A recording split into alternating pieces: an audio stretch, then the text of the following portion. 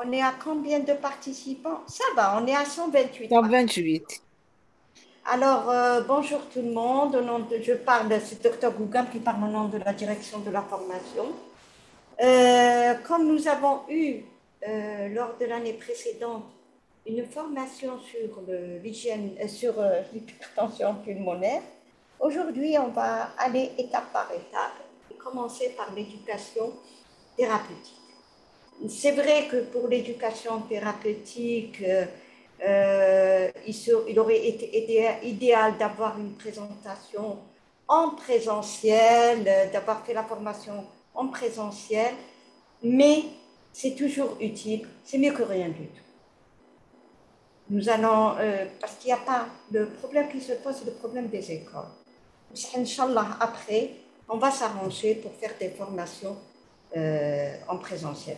Mais pour le moment, c'est un honneur pour nous d'avoir avec nous le professeur Benoît du l'EPH de Tipaza, spécialiste professeur en cardiologie, le professeur Yahyaoui, qui est aussi spécialiste dans ce domaine, qui est professeur en pneumophysiologie au niveau du CHU de Nice, professeur Bourda, qui est au niveau du CHU de Blida, qui est chef de service de CHU de Blida, le professeur Hakim, qui on ne sait pas, vient d'appeler, on ne sait pas si elle pourra être avec nous ou pas.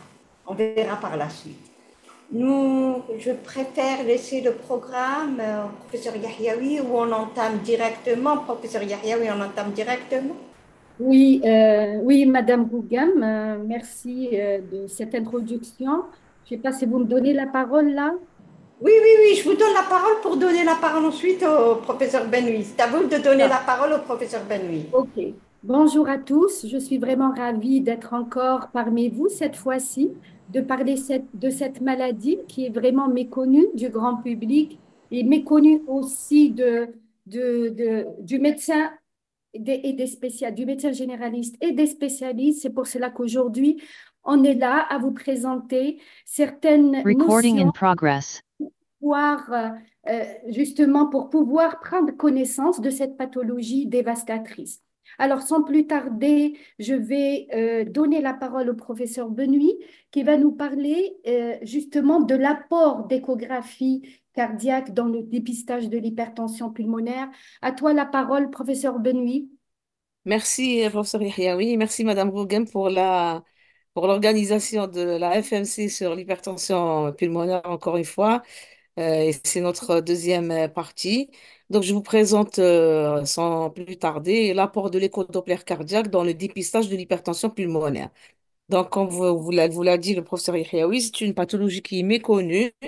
Elle peut être secondaire à plusieurs étiologies qu'il faut rechercher et la prise en charge, elle est complexe. Et c'est un véritable problème de santé publique mondiale, donc à l'échelle mondiale. Elle touche toutes les classes d'âge, du plus petit, du nouveau-né jusqu'au sujet plus âgé. La prévalence mondiale est estimée à 1% environ. On n'a pas encore les vrais chiffres en Algérie. On attend le professeur Yahaoui et le registre de l'HTAP. La première cause de l'hypertension pulmonaire, elle est liée en fait à des pathologies cardiaques gauches, c'est la plus fréquente. Et dans ce cas, elle représente le groupe 2 et on parle sur le plan physiopathologique de l'insuffisance cardiaque gauche ou bien parfois carrément de l'œdème aigu du poumon. Donc 50% des étiologies de l'hypertension pulmonaire est d'origine gauche. Parmi les étiologies, et on reste en Algérie, on a les valvulopathies, les cardiomyopathies ischémiques et l'hypertension artérielle systémique. La deuxième cause, c'est donc les maladies pulmonaires surviennent en deuxième position, telles que les fibroses Excuse-moi, pulmonaires professeur Benoît, tu peux partager ton écran, excuse-moi. Il est partagé. Moi, je ne l'ai pas. Ah bon, voilà. Oui, je ne sais pas. Eh C'est oui, à votre niveau uniquement, il est partagé. c'est bon? Non, Pour non, moi, il est partagé, hein. Sinon, tous allez-y. les participants. Vous êtes en train de partager. Vous êtes en train de partager. Non, il est partagé. Chez moi, il est partagé. Ben Et non. là, ça alors? Donc, Ah, bien. la deuxième cause après les causes cardiaques, je vous ai dit, on a les maladies pulmonaires, dont la fibrose pulmonaire et les bronchopnéumopathies chroniques obstructives, les BPCO. Et quelle que soit la cause de l'hypertension pulmonaire, l'évolution vers l'aisance cardiaque droite est parfois inéluctable si on ne traite pas précocement, si on ne diagnostique pas précocement la maladie. Et donc, si on ne traite pas précocement cette maladie, le pronostic est mauvais et les malades décèdent de l'aisance cardiaque droite qui devient réfractaire au traitement. Mais comme vous le savez, le traitement spécifique dans certains cas d'hypertension pulmonaire n'est pas très disponible en Algérie. Et donc, ça pose un problème majeur de santé publique. Donc, par définition, on ne peut pas parler du dépistage sans parler de la définition d'hypertension pulmonaire. C'est une augmentation des pressions pulmonaires. Les derniers chiffres donnés par les recommandations, l'hypertension pulmonaire correspond à une pression artérielle pulmonaire moyenne supérieure à 20 millimètres de mercure. Cette pression artérielle pulmonaire moyenne, au début, elle est calculée à l'échocardiographie et confirmée par le cathétérisme cardiaque droit. Deux entités physiopathologiques à distinguer. L'hypertension pulmonaire postcapillaire qui représente l'atteinte du cœur gauche. Dans ce cas, les résistances vasculaires pulmonaires sont normales. Et l'hypertension pulmonaire précapillaire et qui représente toutes les autres classes, c'est-à-dire la classe 1, 3, 4, 5. Et dans ce cas, vous avez des résistances pulmonaires qui sont élevées. Le diagnostic initial est fait à l'écho-doppler cardiaque. Donc, l'HTAP, l'hypertension pulmonaire, est suspectée à l'écho-doppler cardiaque et confirmée par le cathétérisme cardiaque droit. Parmi les étiologies, je vais passer rapidement. Donc, les différentes classes, vous avez le groupe 1. Parmi les étiologies du groupe 1, nous, en cardiologie, on s'intéresse aux cardiopathies congénitales et donc le syndrome d'Eisenmenger. Et on a d'autres causes dans le groupe 1. On a l'hypertension artérielle pulmonaire persistante du nouveau-né, les connectivites, les secondaires à une infection par le VIH, l'hypertension portale et l'idiopathie. Deuxième groupe, c'est toutes les causes cardiaques gauche, donc valvulopathie, hypertension artérielle, les cardiomyopathies. Le groupe 3, c'est toutes les pathologies pulmonaires qui retentissent sur le cœur droit et donc ça donne une hypertension pulmonaire avec à la longue une dysfonction VD. Le groupe 4 et 5. Donc, le groupe 4, c'est l'hypertension pulmonaire associée à une maladie thromboembolique, et notamment la plus fréquemment cryorique, c'est-à-dire post-embolique chronique. Et le groupe 5, c'est divers. Donc, je vais passer sur ça. Pourquoi un rappel sur les différents groupes? Parce que pour le dépistage, il faut connaître quel est le terrain qu'il faut dépister. On ne peut pas faire une échographie comme ça sans connaître quel est le terrain du patient qui risque de développer une hypertension pulmonaire. Dépistage, donc pourquoi on fait le dépistage? Le dépistage se fait pour un diagnostic précoce. Pourquoi diagnostic précoce? Pour commencer un traitement spécifique précocement. Et pourquoi commencer un traitement spécifique précocement? C'est pour améliorer la qualité de vie de un et surtout améliorer la survie des patients parce que généralement ça touche les patients donc quand c'est l'hypertension pulmonaire du groupe 1 ça touche plus le sujet jeune. La population à risque, la population à risque se déduit de différentes causes de l'hypertension pulmonaire. Et parmi cette population à risque et en tête, vous avez les connectivites, dont la sclérodermie en premier, très grande pourvoyeuse de l'hypertension pulmonaire. La deuxième connectivité étant le lupus. Après, vous avez les connectivites mixtes, les infections à VIH, les anémies hémolytiques, dont la drépanocytose, l'hypertension portale plutôt avec la cirrhose, la prise de certains médicaments, on verra après, l'hypertension pulmonaire familiale. Donc, quand on a des sujets très jeunes qui développent une hypertension pulmonaire, il faut faire une enquête familiale. Et l'enquête familiale, le dépistage se fait à l'échodoppler cardiaque. Les cardiopathies congénitales, donc il y a des cardiopathies congénitales à la naissance, donc qui se compliquent d'emblée d'hypertension pulmonaire. Vous avez aussi les maladies respiratoires, dont la bronchite chronique ou la bronchopnéumopathie chronique obstructive ou la fibrose pulmonaire et les antécédents d'embolie pulmonaire. Donc, les patients qui ont déjà fait une embolie pulmonaire, 3 mois, 6 mois après, il faut les reprendre pour voir s'ils ne développent pas d'hypertension pulmonaire, qui va vers la chronicité. Parmi les médicaments donc, qu'il faut connaître, vous avez les amphétamines. Les amphétamines, c'est les anorexigènes. Pourquoi on s'intéresse à ça? Parce qu'il y a des sujets qui veulent faire des régimes donc, parce qu'ils sont gros, donc ils utilisent des anorexigènes. Les anorexigènes sont pourvoyeurs d'hypertension artérielle pulmonaire en entraînant une atteinte au niveau de l'artère pulmonaire, donc une atteinte euh, structurelle de la paroi artérielle pulmonaire. Vous avez aussi les antirétroviraux qui sont indiqués dans le traitement de l'hépatite C. Donc, un sujet qui a une hépatite C et qui est sous traitement, il faut faire le dépistage chez lui. Et vous avez d'autres chimios, d'autres médicaments qui relèvent de la chimiothérapie, tels que les agents alkylants. Et donc, ce qu'on utilise chez nous. Et vous avez aussi les traitements par l'interféron. Donc, tout ça, il faut savoir que ces médicaments peuvent donner de l'hypertension pulmonaire, d'où les sujets qui en prennent, il faut leur faire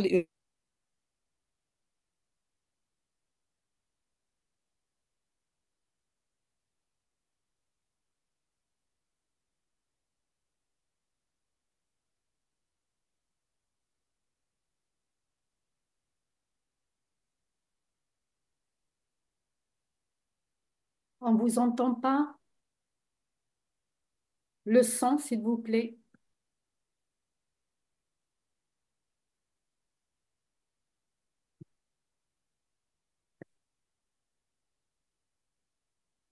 un écho-doppler cardiaque. Initialement, vous avez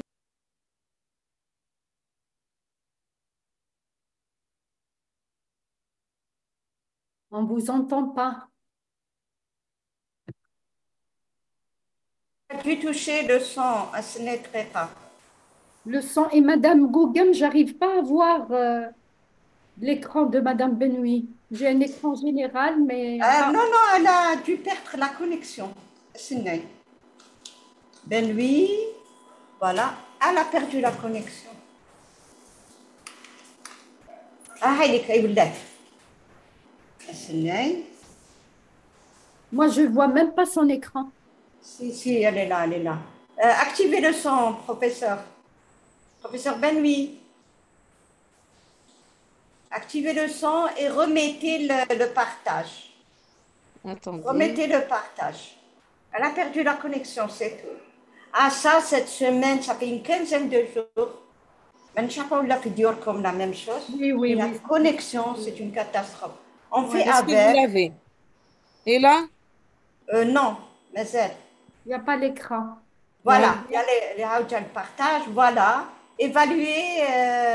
Moi, j'ai pas le partage, c'est pas normal. C'est votre micro. C'est votre Donc, micro. je vous ai dit le paramètre, là je rentre dans le sujet, le paramètre de dépistage de l'hypertension pulmonaire, c'est un paramètre qui se fait à l'écho-Doppler, au Doppler continu, et notamment la Vmax, la vitesse maximale de l'insuffisance tricuspide, et avec d'autres paramètres à analyser. Donc, un seul paramètre ne suffit pas de dire qu'il y a hypertension pulmonaire probable ou pas d'hypertension pulmonaire. Donc, il faut faire une approche multiparamétrique qu'on verra dans la suite du sujet.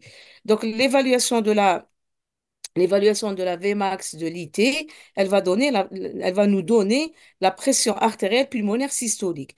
Donc, cette pression artérielle pulmonaire systolique ainsi que la vitesse vont nous renseigner sur la probabilité de la présence d'une hypertension pulmonaire ou pas. Donc, vous avez les autres paramètres à analyser, le diamètre de la veine cave inférieure ainsi que son collapsus respiratoire qui va nous donner la pression de l'oreillette droite. On analyse le diamètre de du ventricule droit ainsi que la surface de l'oreillette droite. On analyse aussi la taille des ventricules, la taille du ventricule droit qu'on compare au ventricule gauche. Donc, tout ça, c'est des paramètres à associer à la Vmax de l'IT pour dire qu'il y a probablement hypertension pulmonaire ou il n'y a pas. Si on est dans la probabilité, il faut compléter par un cathétérisme cardiaque donc pour confirmer cette hypertension pulmonaire quand ce n'est pas une HTP d'origine gauche. Alors, vous avez voilà, donc on analyse le flux au niveau de l'artère pulmonaire, ça c'est un paramètre associé. Donc on analyse le flux au niveau de l'artère pulmonaire en calculant le temps d'accélération pulmonaire.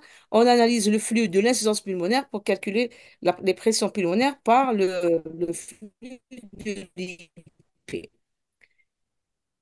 Donc, vous avez ici l'algorithme qui a été donné dans les dernières recommandations et qui se fait en analysant le flux de l'IT, la Vmax de l'IT. En fonction de la Vmax de l'IT, vous voyez ici, en fonction, on va parler de présence d'hypertension pulmonaire, donc de faible probabilité, de probabilité intermédiaire ou bien de forte probabilité. Dans ce cas, il faut aller faire un cathétérisme cardiaque droit.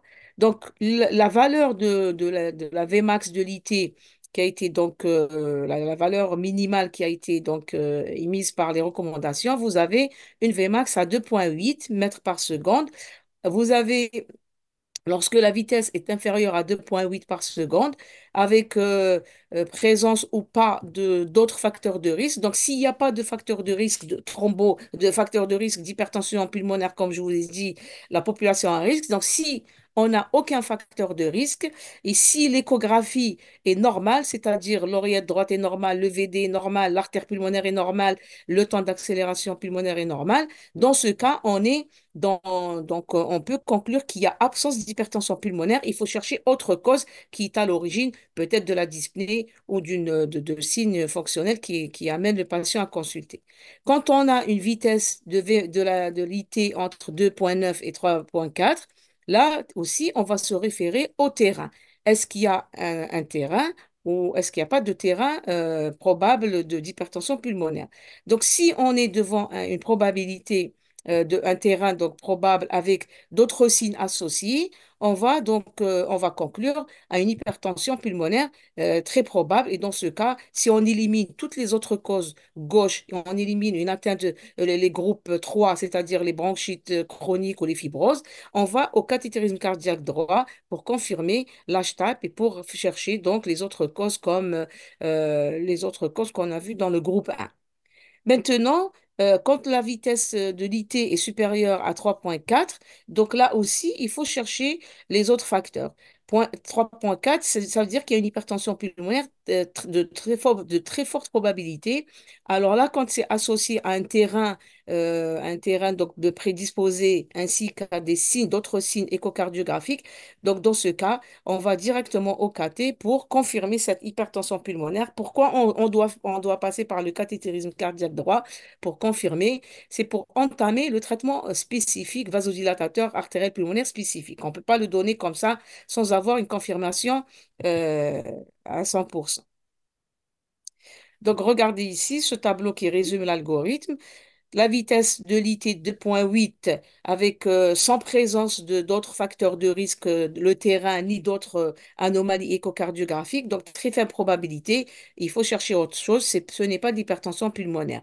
Lorsque la vitesse est inférieure à 2,8 avec présence de facteurs de risque, c'est-à-dire le terrain ou bien présence d'autres anomalies échocardiographiques, dans ce cas, on va parler de probabilité intermédiaire et on va chercher une cause. Est-ce qu'il y a une cause évidente? Il n'y a pas de cause évidente. S'il n'y a pas de cause évidente, on va passer au cathétérisme cardiaque droit pour confirmer, pour calculer les résistances et pour confirmer cette hypertension pulmonaire.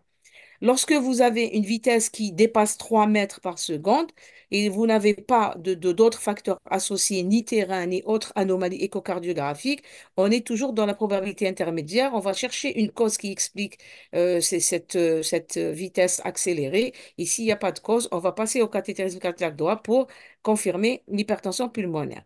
Lorsque on est devant une vitesse de max de l'IT supérieure à 3 avec des facteurs de risque, on est devant une probabilité très élevée. Et donc, après avoir éliminé une cause cardiaque, une atteinte cardiaque du cœur gauche ou bien après avoir éliminé une cause le groupe 3 donc de l'hypertension pulmonaire, on va au cathétérisme cardiaque droit pour confirmer l'hypertension pulmonaire pour entamer un traitement spécifique.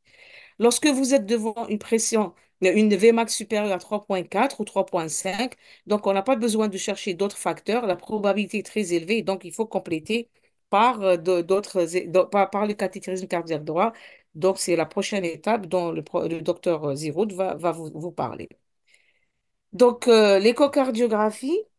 non seulement vous allez dépister, mais elle va vous répondre à d'autres questions, rechercher une étiologie, évaluer le pronostic et surveiller un éventuel traitement. Donc, pour conclure, le dépistage de l'hypertension pulmonaire ne se résume pas à la mesure de la Vmax de l'IT. C'est une approche multiparamétrique. Il faut tout voir. On fait le Doppler sur l'IT, mais il faut voir la morphologie du VD, le diamètre du VD, la surface de l'OD, la morphologie de l'OD. Il faut voir est-ce qu'il y a pas, est-ce que l'artère pulmonaire n'est pas dilatée, est-ce que le temps d'accélération pulmonaire est-ce que n'est pas accéléré? Est-ce qu'il n'est pas court? Est-ce qu'il n'y a pas d'autres anomalies qui expliqueraient une éventuelle hypertension pulmonaire? Donc, l'approche doit être multiparamétrique. Il faut interpréter les résultats en fonction des facteurs de risque. Donc, il faut connaître tout le terrain ou tous les facteurs de risque qui risquent de donner une hypertension pulmonaire. Donc, il y a des facteurs qui sont évidents, il y a d'autres qu'il faut les chercher. Par exemple, il faut savoir que le VIH se complique d'hypertension pulmonaire. Il faut savoir que le traitement des antirétroviraux de l'hépatite C se complique d'hypertension pulmonaire. Donc, il faut savoir dépister. La sclérodermie grande pourvoyeuse d'HTP, il faut la dépister. Vous avez donc le terrain, il faut le connaître. Et même si un médecin vous envoie le patient, il doit vous préciser que voilà, cette pathologie risque de donner une hypertension pulmonaire. Je vous l'adresse pour un dépistage. Et donc, le cardiologue doit faire une approche globale et spécifique. Et en cas de doute, parfois, il faut savoir que parfois, l'insuffisance tricuspide elle n'est pas visible à l'échocardiographie parce que le Doppler, on le fait en étant orienté par le Doppler couleur. Le Doppler continu, on le fait grâce au Doppler couleur. Parfois, on ne voit pas d'insuffisance tricuspide. Que faut-il faire? Il y a d'autres, donc on ne peut pas conclure qu'il n'y a pas d'hypertension pulmonaire ou elle est probable ou elle n'est pas probable ou elle est intermédiaire. Il faut savoir faire une écho transœsophagienne parce qu'à l'écho transœsophagienne, on voit très bien l'orifice tricuspide et on voit les feuillets les feuillets de la valve tricuspide. Et donc, on peut faire un Doppler couleur et continu et on aura l'enveloppe de l'IT, de l'aisance tricuspide, et on pourra calculer les pressions pulmonaires systoliques. Il y a une autre manière aussi pour ressortir l'IT, c'est la contrastographie. Donc, il faut savoir faire ça, la contrasto, soit en ETT, en écho-transthoracique ou en transœsophagien. Donc, on injecte du plasma gel qui est mélangé à l'air, on le fait buller, on injecte dans une voie veineuse périphérique. Et donc, vous allez voir le contraste au niveau des cavités droites et vous allez voir la régurgitation tricuspide. Et là, vous placez votre curseur sur c'est sur ces bulles qui vont passer dans l'oreillette droite et on place le curseur pour calculer les pressions pulmonaires pour ne pas passer à côté d'une hypertension pulmonaire. Comme je vous ai dit, quand on fait le diagnostic précocement, on va traiter précocement et donc on va améliorer la qualité de vie et on va améliorer la survie du patient. Et donc, je vous remercie. Merci, le professeur Benoît, pour cette excellente présentation. Je passe la parole au docteur Zeroud pour nous parler de l'apport du cathétérisme cardiaque droit dans la confirmation au diagnostic de l'hypertension pulmonaire. À vous la parole, docteur Zeroud. Vous êtes avec nous? Allô? Vous êtes avec nous? Je crois qu'on a Je perdu. vais je vais l'appeler, je vais l'appeler.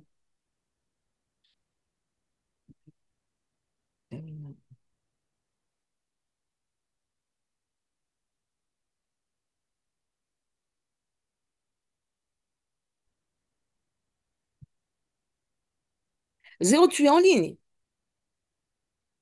Et justement, elle est en train de vous autoriser. Ah, donc, donc, je vais là. C'est, hein. Madame Gougen. Allô? Allô? Oui, oui, moi je t'entends, mais je Elle vous crois, demande de l'autoriser. Je n'ai pas l'autorisation. docteur Gougem, je crois qu'elle est en train de l'appeler. C'est pour ça qu'elle n'arrive pas à Et répondre. donc j'ai appelé Zéro, il faut qu'elle m'autorise. L'autre, il faut qu'elle m'autorise. D'accord, je vais appeler docteur Gougem.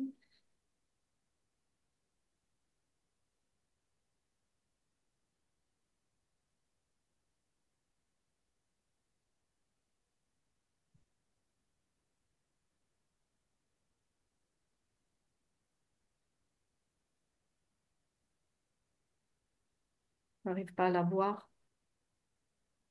Tu sais que Benoît, moi, j'ai pas vu ta présentation. شنو هو انا شي حياوي البروبليم في الميكرو تاعك. Non, non, moi, j'ai rien ici, hein. Il y a Benoît qui s'affiche. Point, il y a ton nom qui s'affiche, mais sans plus, hein.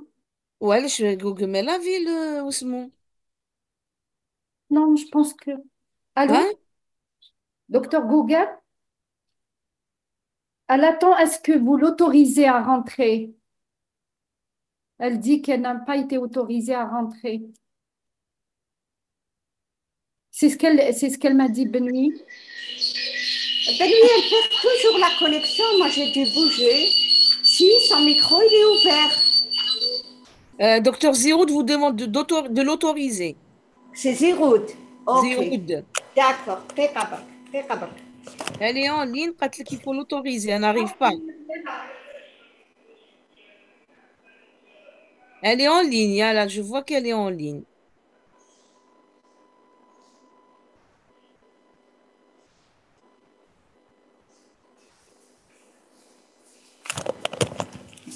Alors, docteur Zeroud. Zeroud Sabina. Voilà. Sabine. Voilà. Elle est en ligne. Très bien. Très bien. Bon, là, je pense qu'elle a elle est active. Normalement, on est bon. Bonjour à Ah, tous. ok. Vous m'entendez? Bonjour à tous. Excusez-moi parce que des fois, il y a un blocage dans mon micro. C'est bon, Il n'y a Ziroud, pas de on problème. t'entend. Ah, parfait. Donc, bonjour à tous. Ok. Je remplace le professeur Bourda suite à un imprévu de dernière minute.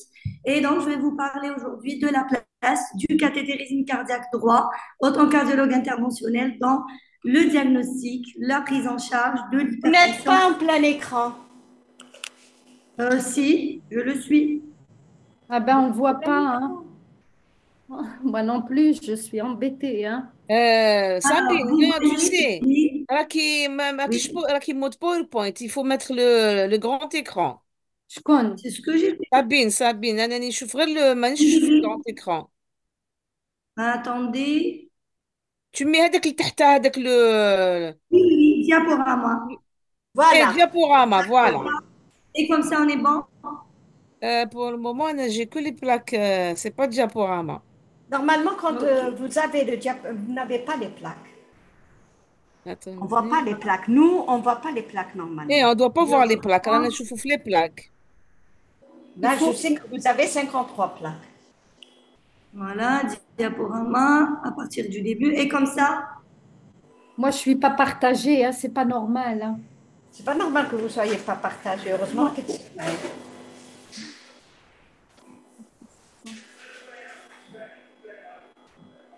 Bon, alors, pas encore. Même les participants vous le disent, hein. et comme ça, est-ce que vous arrivez à voir ou pas? Est-ce que je suis en mode Non, on n'a que les diapo? plaques. Et comme ça? Non, Voilà, non, Sabine, je tu as pense, toujours les plaques. écoute, Benoît, je pense qu'on est en train de traîner là et c'est une matinée et c'est un peu. Sinon, tu présentes, Sabine. Essaye de présenter. Tu déroules les plaques. Est-ce que vous arrivez à voir les plaques? On voit les plaques, ça, mais c'est pas en mode diaporama. Voilà. Écoutez, alors essayez au moins de. Parle, essaye de présenter en attendant de régler le problème. Je reprends 2 minutes et on va. C'est bon comme ça. Voilà, c'est C'est bon. bon. C'est bon comme ça? C'est bon, et c'est bon. Hmm. Donc, je vous ai dit que j'allais vous parler de la place du cathétérisme cardiaque droit dans l'hypertension pulmonaire. Et donc, comme vous avez dit le professeur Benoît, donc l'hypertension pulmonaire sera suspectée à l'échocardiographie. Par contre, elle sera confirmée en hémodynamique, donc par la réalisation d'un cathétérisme cardiaque droit, et ceci à partir de valeurs de pression artérielle pulmonaire moyenne supérieure à 20 mm de mercure. Dès lors que le diagnostic sera fait, donc en mettant en évidence des pressions artérielles pulmonaires moyennes supérieures à 20 mm de mercure, nous allons classer l'hypertension pulmonaire soit en précapillaire ou en post-capillaire en fonction des niveaux de résistance vasculaire pulmonaire. Quand celles-ci seront élevées, on est dans l'hypertension pulmonaire précapillaire. Et si ces résistances sont basses, c'est l'hypertension pulmonaire post-capillaire. Donc, vous avez parlé, et pas la peine de reprendre, de la classification des différents groupes d'hypertension pulmonaire. Le type 1, l'hypertension artérielle pulmonaire, qui est une hypertension précapillaire. Le type 2, c'est associé aux pathologies cardiaques, c'est une hypertension qui est le plus souvent post-capillaire. Type 3, associé aux pathologies pulmonaires. Et type 4, c'est des hypertensions pulmonaires précapillaires. Et le type 5, associé donc à des mécanismes non clairs et multifactoriels, c'est aussi précapillaire. Donc, quand on revoit l'hypertension pulmonaire précapillaire, c'est tout ce qui est groupe 1, 3, 4 et 5. Et post-capillaire, c'est le groupe 2 et quelques éléments du groupe 5. Donc, le cathétérisme cardiaque droit est un élément important pour le diagnostic de l'hypertension pulmonaire. En plus de son apport dans le diagnostic, il va nous permettre aussi de donner des informations sur la décision thérapeutique. Ce cathétérisme cardiaque droit devra être réalisé dans des centres expérimentés et en utilisant des protocoles standardisés. Dans son aide dans la décision thérapeutique, nous allons avoir recours aux tests de vasoréactivité. Au fait, ces tests de vasoréactivité, ils vont identifier les patients chez lesquels un traitement par inhibiteur calcique à forte dose sera proposé. Ce test de vasoréactivité, il est uniquement réservé aux patients du groupe 1, c'est-à-dire avec une hypertension artérielle pulmonaire, qu'elle soit idiopathique, héréditaire ou associée aux drogues. Il sera contre-indiqué pour les autres groupes d'hypertension pulmonaire, c'est-à-dire le type 2, 3, 4 et 5. Donc, le cathétérisme cardiaque droit, il va confirmer, faire le diagnostic de l'hypertension pulmonaire. Il va nous aider dans la décision thérapeutique, mais pas que. Il va aussi être utile dans la stratification du risque du patient. En effet, quand on fait d'une hypertension artérielle pulmonaire, nous devons stratifier le risque du patient en s'aidant d'éléments cliniques, biologiques, les données de l'échocardiographie, mais aussi de l'hémodynamique. Dans le suivi aussi des patients avec hypertension artérielle pulmonaire, nous allons encore une fois avoir recours au cathétérisme cardiaque droit en cas d'aggravation clinique ou de modification thérapeutique. Et après avoir donc confirmé le diagnostic, stratifié le risque, réalisé le test de vasoréactivité, oui. Est-ce que vous voyez, vous m'entendez ou pas? Oui, oui, on t'entend, Zéro. On t'entend très bien. Continue. Continue. Parfait. C'est bon. Parfait. Donc, après avoir confirmé le diagnostic, réalisé le test de vasoréactivité en cas d'hypertension artérielle pulmonaire. Donc, soit ce test, il est positif, et on va voir après dans les détails lors du cathétérisme cardiaque. On va identifier les patients qui vont bénéficier d'un traitement par inhibiteur calcique forte dose. Et si ce test de vasoréactivité est négatif, nous allons proposer les autres médicaments de l'hypertension pulmonaire. Et donc, on arrive au but du sujet. Donc, comment réaliser, c'est quoi un cathétérisme cardiaque droit? Donc, tout simplement, c'est l'acheminement d'un cathéter au niveau des cavités cardiaques droites et jusqu'à l'artère pulmonaire et ses branches, et dont l'objectif sera d'enregistrer les valeurs et les courbes de pression dans les différentes cavités, de mesurer le débit cardiaque, d'évaluer l'oxymétrie et réaliser des procédures interventionnelles. Donc, nous allons acheminer une sonde, on va la voir après, au niveau d'abord de l'oreillette droite, puis on va passer la valve tricuspide au niveau du ventricule droit, l'artère pulmonaire, puis les branches de l'artère pulmonaire, et nous allons voir au fait des courbes de pression. Donc, tu désactives ton... Et des niveaux de pression. Comme on l'a vu, la principale indication, mais pas que, du cathétérisme cardiaque droit, c'est l'évaluation de l'hypertension pulmonaire.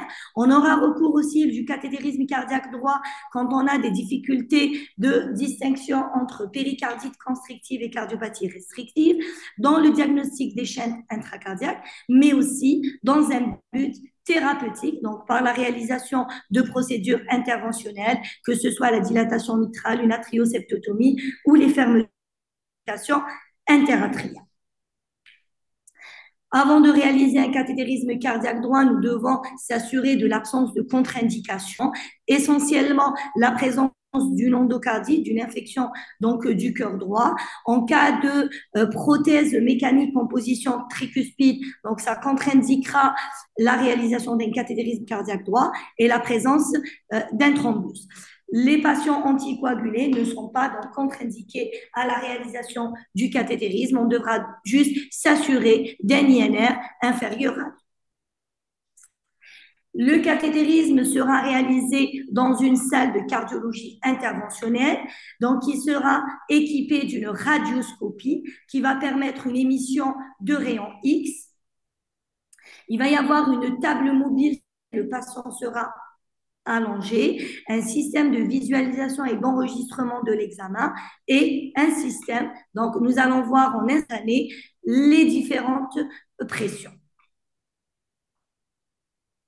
La sonde utilisée, ça sera une sonde à ballonner qui est la sonde de Swan-Ganz, donc qui va être constituée de plusieurs lumières et elle présente en sa distalité un ballon qui sera gonflé. Donc, le but de ce ballon, donc on va le positionner au niveau d'une branche de l'artère pulmonaire et en le gonflant, donc on va bloquer les branches pulmonaires et donc on aura les pressions capillaires pulmonaires qui seront en fait le reflet des pressions intra-auriculaires. On aura donc différentes lumières. On aura un connecteur donc de thermodilution. On va voir après pour la mesure du débit cardiaque. Donc, plusieurs abords vasculaires. Donc, c'est un abord qui sera veineux. Nous allons commencer par ponctionner la veine. Plusieurs abords veineux sont possibles sous asepsie chirurgicale et sous anesthésie locale. Jadis, donc, on faisait une dénudation veineuse. Actuellement, donc, c'est une ponction percutanée. C'est la technique de Seldinger.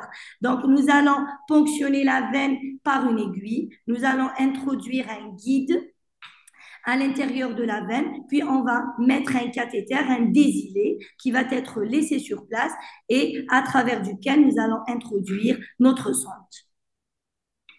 Donc on a dit plusieurs abords veineux. Donc, on a le choix entre veine fémorale, sous-clavière ou jugulaire interne. Le choix va dépendre de l'anatomie et des préférences donc de l'opérateur.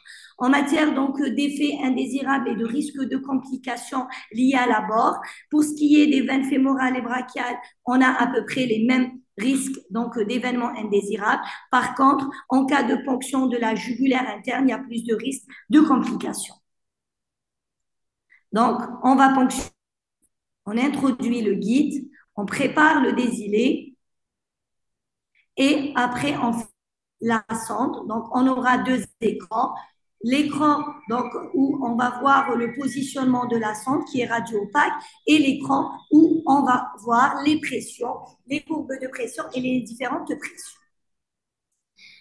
Avant donc de commencer à analyser les différentes pressions, on doit vérifier donc que ces pressions donc sont correctes. Première des choses, donc la prise des pressions se fera en fin d'expiration. Deuxième des choses, on doit déterminer le zéro. Le zéro atmosphérique, parce qu'en fait, l'analyse des pressions intracardiaques vont être analysées par rapport à la pression atmosphérique qui est considérée comme zéro de référence. Ce zéro de référence, il est situé au même niveau que le cœur. Si par malheur notre connecteur de pression sera positionné au-dessus du cœur, on aura tendance à surestimer les pressions. Et si ce niveau sera positionné au-dessous du cœur, on va sous-estimer les pressions enregistrées. Ce zéro atmosphérique sur le système cardiovasculaire, il est situé au fait ici, au niveau de l'oreillette droite, près de la valve tricuspide. Donc, nous allons positionner à peu près notre collecteur de pression au même niveau que ce point. Et après, donc, nous allons obtenir les différentes pressions. Donc, je vais détailler après les différentes pressions au niveau des différentes cavités. Pression auriculaire droite, pression du ventricule droit et la pression au niveau de l'artère pulmonaire. On doit vérifier un dernier élément. Donc, on va faire le test de flash. Donc, on va rapidement ouvrir notre robinet et le refermer pour être sûr donc de l'analyse des pressions qui sont correctes. Donc, on va acheminer la sonde, premier élément, au niveau de l'oreillette droite. Et quand on la place au niveau de l'oreillette droite, nous allons obtenir sur notre écran cette courbe. La courbe, elle est constituée de 3 ondes positives et 2 dépressions négatives. La première onde positive, elle correspond à la contraction donc, de l'oreillette. Elle va être dépression, donc qui correspond en fait à la baisse de la pression au niveau de l'oreillette droite lors de la systole ventriculaire. Deuxième onde positive, celle-ci, C, elle correspond au bombement de l'oreillette, de la valve auriculo-ventriculaire dans l'oreillette droite.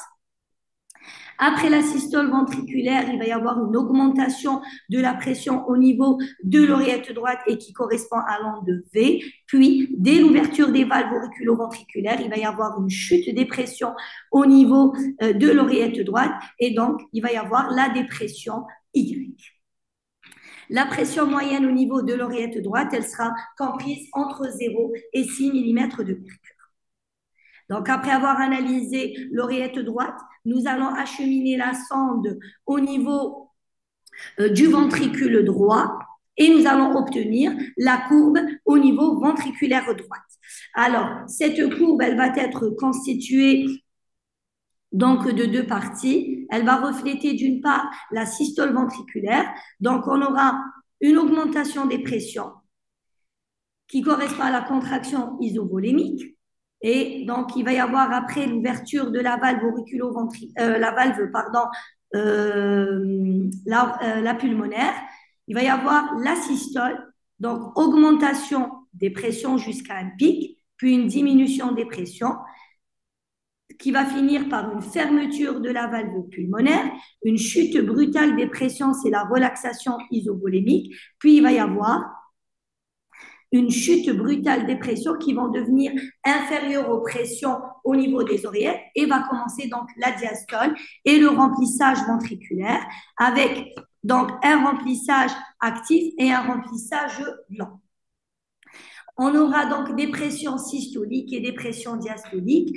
On aura entre 0 et 8 mm de mercure et les pressions systoliques ventriculaires droites entre 15 et 25 mm de mercure. La pression systolique aura tendance à augmenter en cas d'hypertension pulmonaire, en cas de sténose de la valve pulmonaire, en cas d'obstruction à la voie d'éjection pulmonaire. Les pressions systoliques seront basses en cas d'hypovolémie, de choc cardiogénique ou de tamponnade. Après avoir donc analysé cette courbe ventriculaire droite, nous allons acheminer notre sonde au niveau de l'artère pulmonaire en traversant la valve pulmonaire et nous allons obtenir donc la classique courbe artérielle pulmonaire, donc qui est constituée elle aussi de 2 parties, une systolique et une diastolique. Si on voit bien, la courbe systolique, elle va se superposer avec la courbe ventriculaire droite. Donc, il va y avoir ouverture des pressions jusqu'à un pic systolique, une baisse de la pression, suivie d'une petite surélévation des pressions qui correspond, donc c'est l'incisure dicrote, à la fermeture des valves pulmonaires, puis les pressions, elles vont baisser au cours de la diastole. Là aussi, on aura des pressions systoliques, pression diastolique et une pression artérielle moyenne. Et cette pression artérielle moyenne au niveau de l'artère pulmonaire qui va nous permettre de faire le diagnostic d'hypertension pulmonaire si elle est supérieure à 20 mm de mercure.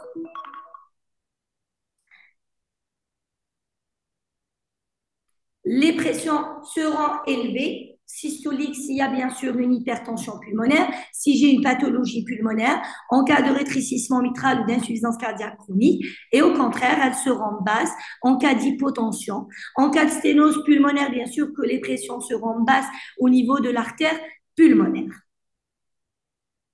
Après, nous allons encore faire avancer notre sonde au niveau d'une des branches de l'artère pulmonaire. Une fois arrivé au niveau de la branche pulmonaire, nous allons gonfler le ballon. Et en gonflant le ballon, donc on va supprimer donc l'artère pulmonaire, la branche pulmonaire, et nous allons avoir les pressions capillaires pulmonaires qui seront le reflet de la pression au niveau de l'oreillette gauche. Donc c'est une courbe de pression qui va être comparable à la pression au niveau de l'oreillette gauche, sauf qu'elle sera décalée car les pressions elles seront acheminées avec retard. Donc c'est la même courbe de pression qu'au niveau de l'oreillette.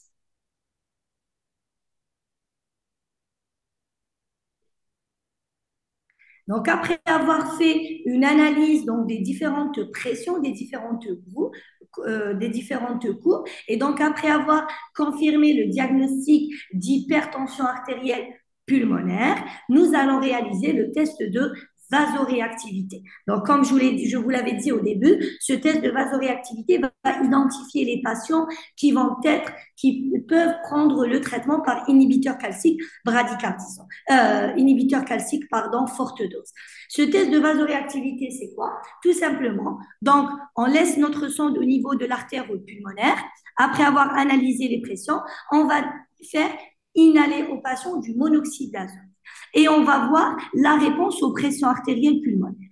Si celle-ci chute de plus de 10 mm de mercure, on dira que le patient est positif au test de vasoréactivité et donc susceptible de prendre un traitement par inhibiteur calcique forte dose.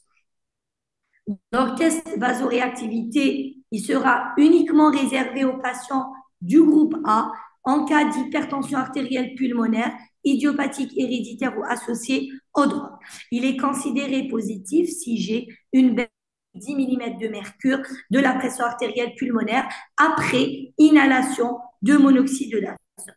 Et on ne le réalisera pas chez les patients du groupe, c'est-à-dire associés aux pathologies du cœur gauche, groupe 3, 4 ou 5.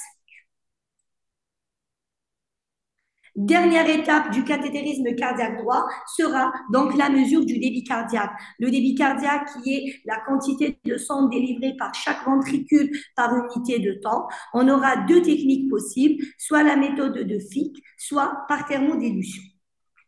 Donc, le principe de Fick qui se base sur donc c'est une application du principe de conservation de masse, c'est-à-dire que donc, la quantité de l'indicateur à la sortie d'un système est égale à la quantité de l'indicateur en amont du système plus la quantité ajoutée ou soustraite lors du passage dans le système.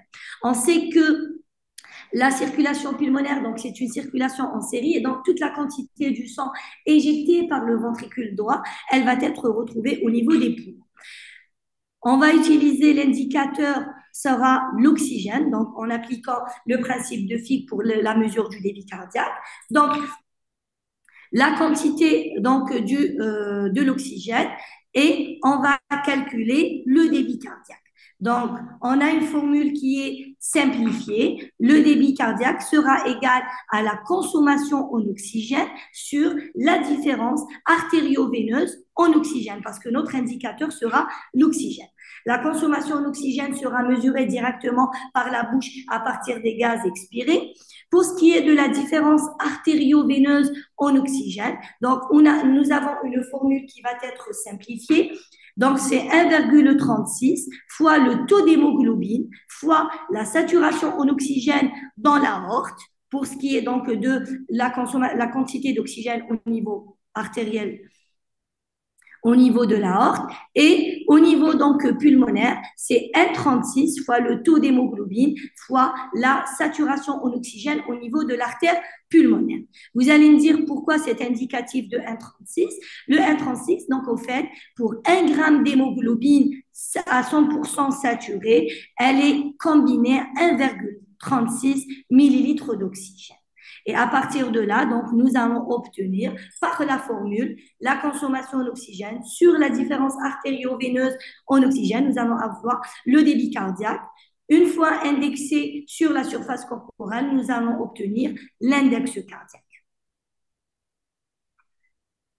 On peut utiliser la méthode donc de thermodilution qui va être plus simple.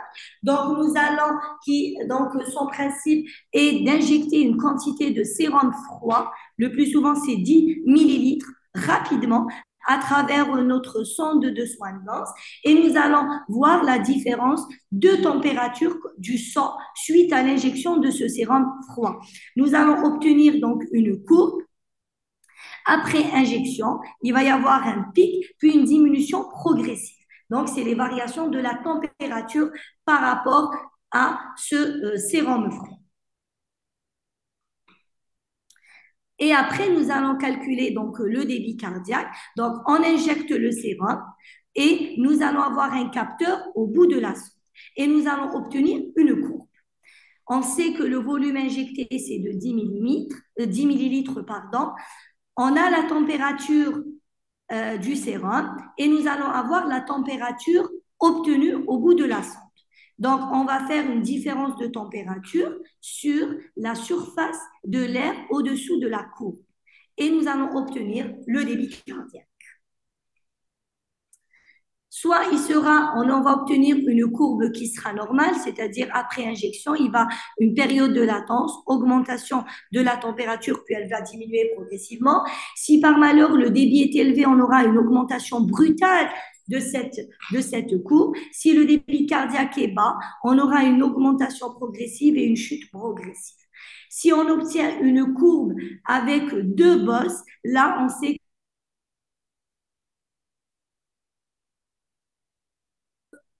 injection du sérum. On a perdu le sang. On a perdu le sang. Vous avez dit quelque chose à part injection, avant injection. Qu'est-ce qu'il y avait comme mot? Alors, donc, quand on injecte, si on a par malheur une courbe avec double bosse, ça veut dire que notre injection est fausse et il faudra reprendre l'injection. Et au terme de cette évaluation, donc nous allons obtenir les différentes pressions, le débit cardiaque, les résistances vasculaires pulmonaires qui seront donc calculées en faisant la différence de la pression artérielle pulmonaire moyenne moins la pression artérielle pulmonaire bloquée sur le débit cardiaque. Si ces résistances vasculaires pulmonaires seront basses, notre hypertension pulmonaire, elle est post-capillaire. S'ils sont élevés, c'est une hypertension artérielle qui est pression artérielle pulmonaire qui est précapillaire.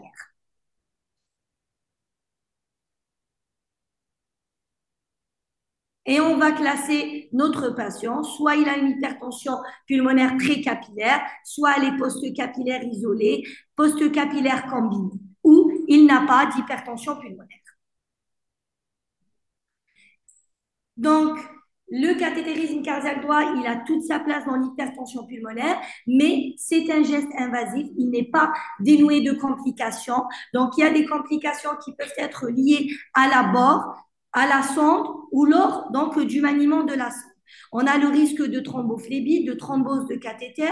Si on ne respecte pas l'asepsie, il y a risque donc d'endocardite. On a, lors de l'acheminement de la sonde, le risque d'arythmie parce qu'on va positionner la sonde au niveau ventriculaire, on risque de chatouiller le ventricule et donc le risque de trouble du rythme, d'extrasystole ventriculaire, voire de tachycardie ventriculaire. Lors du maniement de la sonde, on peut malheureusement léser les valves tricuspide ou valve pulmonaire, et des complications liées à la ponction. On a dit qu'on va ponctionner la veine. La veine, elle est toute proche de l'artère. On peut malheureusement piquer l'artère. Si on a choisi comme abord la veine sous-clavière, il y a risque de pneumothorax. Et finalement, donc, l'hypertension pulmonaire, c'est une situation qui est souvent rencontrée, c'est une situation qui est associée à de nombreuses pathologies cliniques, cardiovasculaires, pulmonaires. Sa prise en charge, elle est complexe, d'où la nécessité d'une approche multidisciplinaire avec une participation active du patient pour améliorer, pour gérer efficacement cette hypertension pulmonaire.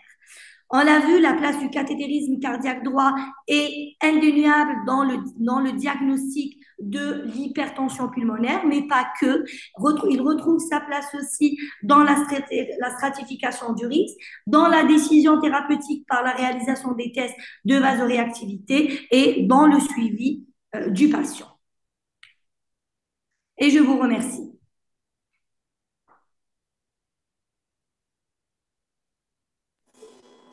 Merci à vous. Est-ce que les deux autres ont leur micro ouvert? Il n'y a que vous qui avez le micro ouvert. Benoît. Ah. Voilà. Je pense qu'il faut réactiver les sons. Oui, Madame Eh, Google. voilà, Yahyaoui. Yahyaoui, elle n'arrive pas à voir le mot. Belek, quand elle mettra sa communication, Et justement, elle n'arrive pas à se elle n'est connecter. même pas connectée. Hein. Elle a le son, ça, elle ne voit pas, elle ne voit rien. Non, il faudrait d'abord que je la trouve, Anaya. Elle est... Non, non, non, non, non. Elle n'y est même pas. Oh là là. Laquelle je y avait? C'est son tour. C'est son tour, normalement. Faites un débat. Les deux, vous laissez votre micro ouvert Oui, c'est ouvert. On et est vous d'accord. commencez le débat en attendant que le professeur Yahyaoui arrive à se connecter. On va te servir. Parce que moi, je mets Yahyaoui, il n'y a rien. Peut-être qu'il faut l'appeler parce que Je vais l'appeler. En attendant, commencez un débat. on D'accord. attend, oui. Ok. En attendant, pour la première et la deuxième communication, Yahyaoui est en train de m'appeler. D'accord. Donc finalement, professeur Boumi, on se complémente. Vous Oui, suspectez justement. le diagnostic d'hypertension pulmonaire lors de l'échocardiographie et donc celle-ci, elle sera confirmée Des questions. En attendant, par le cathétérisme droit. Oui, justement. La première étape, c'est la, la, la, c'est bien, le- le la contrôle. probabilité diagnostique. Et après, bien sûr, le Comme la cathétérisme partie cardiaque droit est inéluctable dans le diagnostic, dans le suivi, l'évaluation du disponibilité traitement. définie. Je voulais juste vous poser une question, docteur Ziroun. Est-ce Oui, que, oui. parce que bon, on sait que on utilise la Svangans, est-ce qu'elle est toujours disponible, la Svangans? Parce que nous, on ne fait pas de Alors traitement dans notre actuellement, service. exactement. Alors actuellement, malheureusement, on est à défaut de sonde, mais normalement, on doit l'avoir d'ici donc ce mois ou dans quelques jours, nous allons avoir normalement des sondes de soins de Oui, gorge. ok. Voilà. Ben oui, C'est-à-dire, est-ce qu'on peut s'en passer de la sonde de Svangans Finalement, pour non. les pressions? Oui. Alors, pour le calcul des pressions, à défaut, on peut mesurer les pressions, que ce soit au niveau de l'oreillette droite, ventricule droit et l'artère pulmonaire, Par mais l'accent malheureusement, d'angio. on ne peut pas obtenir les pressions capillaires pulmonaires sans soin de lance.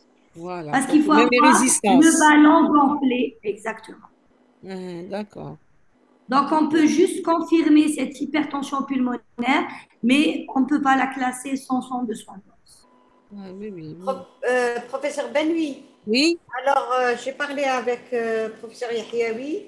Vous continuez, vous deux, avec, et vous avec vos cas cliniques. Ensuite, vous faites votre débat et elle reprend, dès qu'elle se connecte, elle prend la deuxième partie et elle continue jusqu'à la fin de la formation. d'accord. Donc, comment je vais faire? Je vais partager l'écran. Entre-temps, Je vous ne sais avez pas des s'ils ont questions. des Hein? questions. Si vous avez des questions, Oui, oui, oui. Regardez le chat, il y a des questions. Hein. d'accord, je vais voir.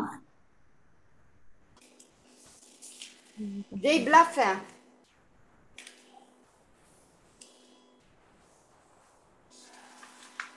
Le chat, ah non, pas de son, pas de son. Hein, Voilà, rohid la fin. Les centres de diagnostic en Algérie. Hein? Première question, les centres de diagnostic en Algérie.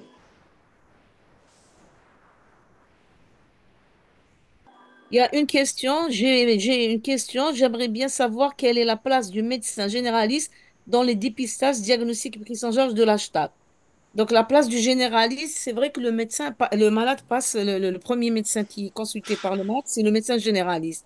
Le malade, il peut consulter pour une fatigue inhabituelle, pour une dyspnée, pour des lipothymies, pour des palpitations. Donc, n'importe quel signe fonctionnel cardiaque que vous connaissez et pulmonaire que vous avez appris en sémiologie peut orienter vers une hypertension pulmonaire.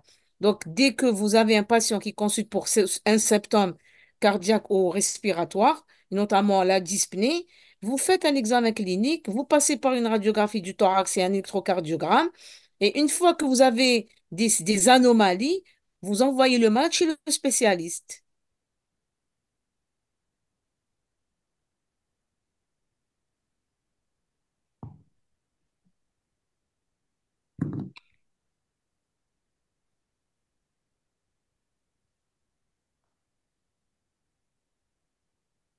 Madame Gougem? On vous entend. Oui, oui, donc il y a une qui a posé la question, quel est le rôle du médecin généraliste? Le Oui. rôle, c'est le malade, il consulte pour un symptôme, il ne faut pas le banaliser. Il faut faire une enquête à l'interrogatoire. Il faut interroger, prise de médicaments, est-ce qu'il y a une maladie dans la famille? Est-ce que le malade ne prend pas de drogue? Est-ce qu'il n'y a pas d'anorexigène? Donc, il y a tout un interrogatoire et un examen clinique. Et après, le minimum d'examen que peut faire le généraliste, c'est l'électrocardiogramme et la radiographie du thorax, parce que on peut avoir des signes qui orientent. Maintenant, s'il y a des signes, on voit au spécialiste, pneumo, cardio, médecine interne, ou s'il n'y a pas de signes, et si vraiment la plainte est importante et c'est pas un malade qui est subjectif, il faut l'adresser chez le spécialiste pour d'autres explorations et notamment l'échocardiographie qui est le premier examen à faire pour le dépistage. Il y a une Voilà. personne qui vous dit quels sont les signes cliniques d'une HTAP. Et le premier signe, c'est la dyspnée. Le premier signe, c'est la dyspnée, c'est les difficultés respiratoires. Le deuxième signe, c'est la fatigue. C'est une asthénie inhabituelle. C'est des patients qui sont fatigués, tout le temps fatigués, et c'est des patients qui vont même arrêter leur activité quotidienne. Il y a ceux qui arrêtent d'aller à l'école ou à la fac ou ils évitent d'aller travailler à cause de la fatigue. Il y a ceux qui évitent de faire du sport parce qu'ils sont dyspniques. Donc, le maître symptôme, c'est la dyspnée. Puis, il y a l'asthénie, une asthénie inhabituelle. C'est pas n'importe quelle asthénie. On peut être asthénié parce qu'on a beaucoup travaillé. Mais c'est une asthénie inhabituelle, malade très fatigué, ils n'arrivent même pas à marcher, ils arrêtent ses activités. Là, c'est un signe d'alarme, il faut aller chercher l'HTAP. Là, je vois en cas d'hémoptysie, on pense à quoi? En cas d'hémoptysie, bien sûr, et on pense à l'hypertension pulmonaire, on pense à une tuberculose, on pense à un rétrécissement mitral, on pense à beaucoup de choses. Hémoptysie n'est pas égale à hypertension pulmonaire. Qu'est-ce qu'il y a aussi? C'est quoi cette question? Ils vous Quelle disent question? les maladies du système, est-ce qu'il faut Oui, un les maladies de dépistage? système. Pour les maladies de système, est-ce qu'il faut... Ah oui, bien sûr, j'ai exposé. Aux malades, ils n'ont pas suivi. J'ai exposé les maladies de système, c'est les connectivites. La grande pourvoyeuse d'hypertension pulmonaire, c'est la sclérodermie. Et puis après, vous avez le lupus, puis vous avez les connectivites mixtes. Donc, bien sûr, il faut faire On le a déjà dépistage. fait une formation dans ce Il faut sens. faire un échodoppler cardiaque à toutes les sclérodermies, à tous les lupus et à toutes les connectivites mixtes. واش تاني؟ J'avais vu une question قبيلة يقول لك quels sont les centres de dépistage? Les centres de dépistage, c'est tous les services de cardio. Pour le moment, on n'a pas un centre spécifique. Pour le moment, tous les cardiologues peuvent faire un échodoppler cardiaque à la recherche d'hypertension pulmonaire. Donc, Yahya, oui, elle vous répondra encore plus. On n'a pas encore de réseau pour l'hypertension pulmonaire. C'est-à-dire, c'est vrai que nous, quand j'étais à Bnimissos, je faisais l'écho à tous ceux qui ont été, que Yahyaoui m'a adressé ou la professeure Hakem. Mais là, pour le moment, tout le monde peut faire le dépistage. C'est pas spécifique à un cardiologue. Tout le monde. Tout le monde. Que ce soit dans le libéral ou là à l'hôpital. Dommage qu'on ait perdu. Oui. Euh, Alors, quels sont les centres qui font le KT? Docteur Sabine, docteur Zeroud, Alors, oui, il n'y Zeroud. a pas de problème. Alors? Alors, on peut réaliser un cathétérisme droit au fait au niveau de toutes les salles de cathétérisme. Il suffit juste d'avoir les sondes de soins grosses. Donc, Voilà. toutes les salles de cathétérisme d'Algérie peuvent réaliser un cathétérisme cardiaque droit. Donc là aussi, le problème du côté droit, c'est que C'est la c'est un sonde, problème de voilà. réseau. Les machines, non, parce qu'on n'a pas de Exactement. réseau. On n'a pas Oui, encore un réseau où, c'est-à-dire le maladie consulte, on suspecte, on n'a pas où l'adresser. Par exemple, si, par exemple, Anati Paza, je fais l'écho, je sais qu'à Blida, c'est le centre de référence du caté, j'envoie, je sais que le malade aura le caté. Pour le moment, on n'a pas ça. On n'est pas encore arrivé à à créer ce réseau. Et le malade est perdu. Même pour l'écho, il est perdu. Parfois, il n'a pas de rendez-vous, parfois donc, il y a beaucoup, c'est pas encore structuré, que ce soit en écho ou là en KT. Hein? bien sûr, la confirmation de l'hypertension pulmonaire se fait En en KT. hémodynamique par le Voilà. cathétérisme cardiaque. Oui. Qu'est-ce qu'il y a aussi? Alors, on a répondu à ça. Bon, il y a ceux qui disent sur le terrain. La confirmation actuellement, c'est le KT. Mais sur le terrain, bon, malheureusement, malheureusement, on se fie à l'échocardio. Moi-même, je me fie à l'écho-doppler cardiaque. Donc, pour faire l'écho-doppler cardiaque, chez un sujet qui a une PAPS à 80 mm de mercure, c'est clair que c'est une hypertension pulmonaire. Si on n'a pas offert le KT, on est obligé de faire tous les paramètres, on calcule les résistances à l'écho. On essaye de faire une approche hémodynamique non invasive à l'écho pour commencer le traitement, c'est-à-dire pour ne pas retarder le traitement du patient. Parce qu'on n'a pas le choix. On n'a pas le choix. Sur le terrain, c'est l'écho. On reste attaché à l'écho. Pour celle qui a posé la question sur le terrain, docteur Brahmi Kamel. Sur le terrain, c'est l'échocardio. En attendant Malheureusement. que le KT donc, Ah. soit... Il y ait création de réseaux et Voilà.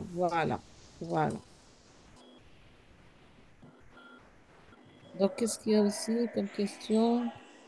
on a répondu normalement à toutes les questions, hein. Normalement, la majorité. Ouais. Voilà. Madame Gougem, qu'est-ce qu'on fait? On continue, on continue On avec les continue. cas Donc, cliniques, avec les cas cliniques. voilà. تبعك. Donc, Ensuite, là, là, je suis en train chaque fois de vérifier. Yahya, Après, je je ne sais t'appelle. pas c'est quoi le problème de son Si là, elle met micro. la 4G, خليها دوكا pour continuer. Ensuite, أنا نقولها, est-ce que elle peut mettre la 4G ou là? Je ne Ah, sais pas c'est quoi son problème. c'est peut-être la connexion. Oui, mais ça, on verra. Comme Donc, il y a l'essentiel, ensuite on verra. là, donc donnez-moi Bak, le... Elle Merci, enlève bon courage. Merci, Merci docteur beaucoup. Saad Leroux. Merci. On reste en contact. Oui, Ok. D'accord. Au merci. revoir. Au revoir. Au revoir. نحي la communication, le partage تاعها et dès Oui, qu'elle en lance un partage, انت تدخلي البارتاج تاعها. Voilà. on est bon normalement. هاي اللي قبلني. Voilà. Donc, pour la suite de la présentation, attendez, je vais mettre une grande écran. Vous avez le partage comme ça. Oui, on l'a, on l'a. Donc On l'a. voilà, je continue puisque le professeur Yahyaoui a un Non, problème de non, il vaut mieux, connexion. il vaut mieux continuer. Alors voilà, donc les cas que je vais présenter, c'est des cas réels qu'on a eu en pratique. Malheureusement, la majorité est décédée, mais c'est des cas réels quand même. La C'est première une bonne patiente, nouvelle. c'est une patiente âgée de 25 ans. C'est une étudiante à l'université, sans antécédents médicaux, personnels, ni familiaux, consulte pour dyspnée d'effort classe 2 de la NIGH-HA. Donc, c'est une patiente qui a commencé à être essoufflée en montant les escaliers de là où elle était à la fac de Ben Aknoun. À l'examen somatique, il n'y avait rien, sans particularité. Donc, elle nous a été adressée pour dyspnée. On fait le CG, l'électrocardiogramme. On voit que sur l'électrocardiogramme, on a des anomalies en V1 qui orientent vers une hypertrophie du ventricule droit. Vous avez un aspect QR en D1 avec une grande R en V1 plutôt qui signe l'hypertrophie du ventricule droit. On fait une radiographie du thorax et on tombe sur au niveau de l'arc moyen gauche, une convexité qui oriente vers une dilatation du tronc de l'artère pulmonaire. Donc déjà ici, avant d'aller faire l'échocardiographie, on a des anomalies en faveur d'une atteinte du cœur droit. D'abord, il y a le signe, il y a la dyspnée, c'est le signe fonctionnel qui amène le patient à consulter. La dyspnée n'est pas spécifique. Mais quand on fait le CG, on a fait un ECG, on a trouvé un signe qui oriente vers une souffrance du ventricule droit. C'est l'HVD, l'hypertrophie du ventricule droit, je vous ai dit sur V1.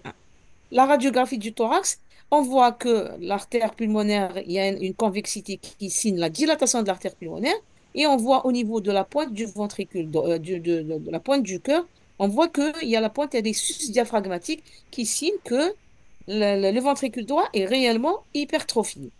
On a une autre anomalie au niveau de la radiographie du thorax. Là, si vous voyez, l'artère pulmonaire droite lobaire inférieure qui est dilatée. Donc,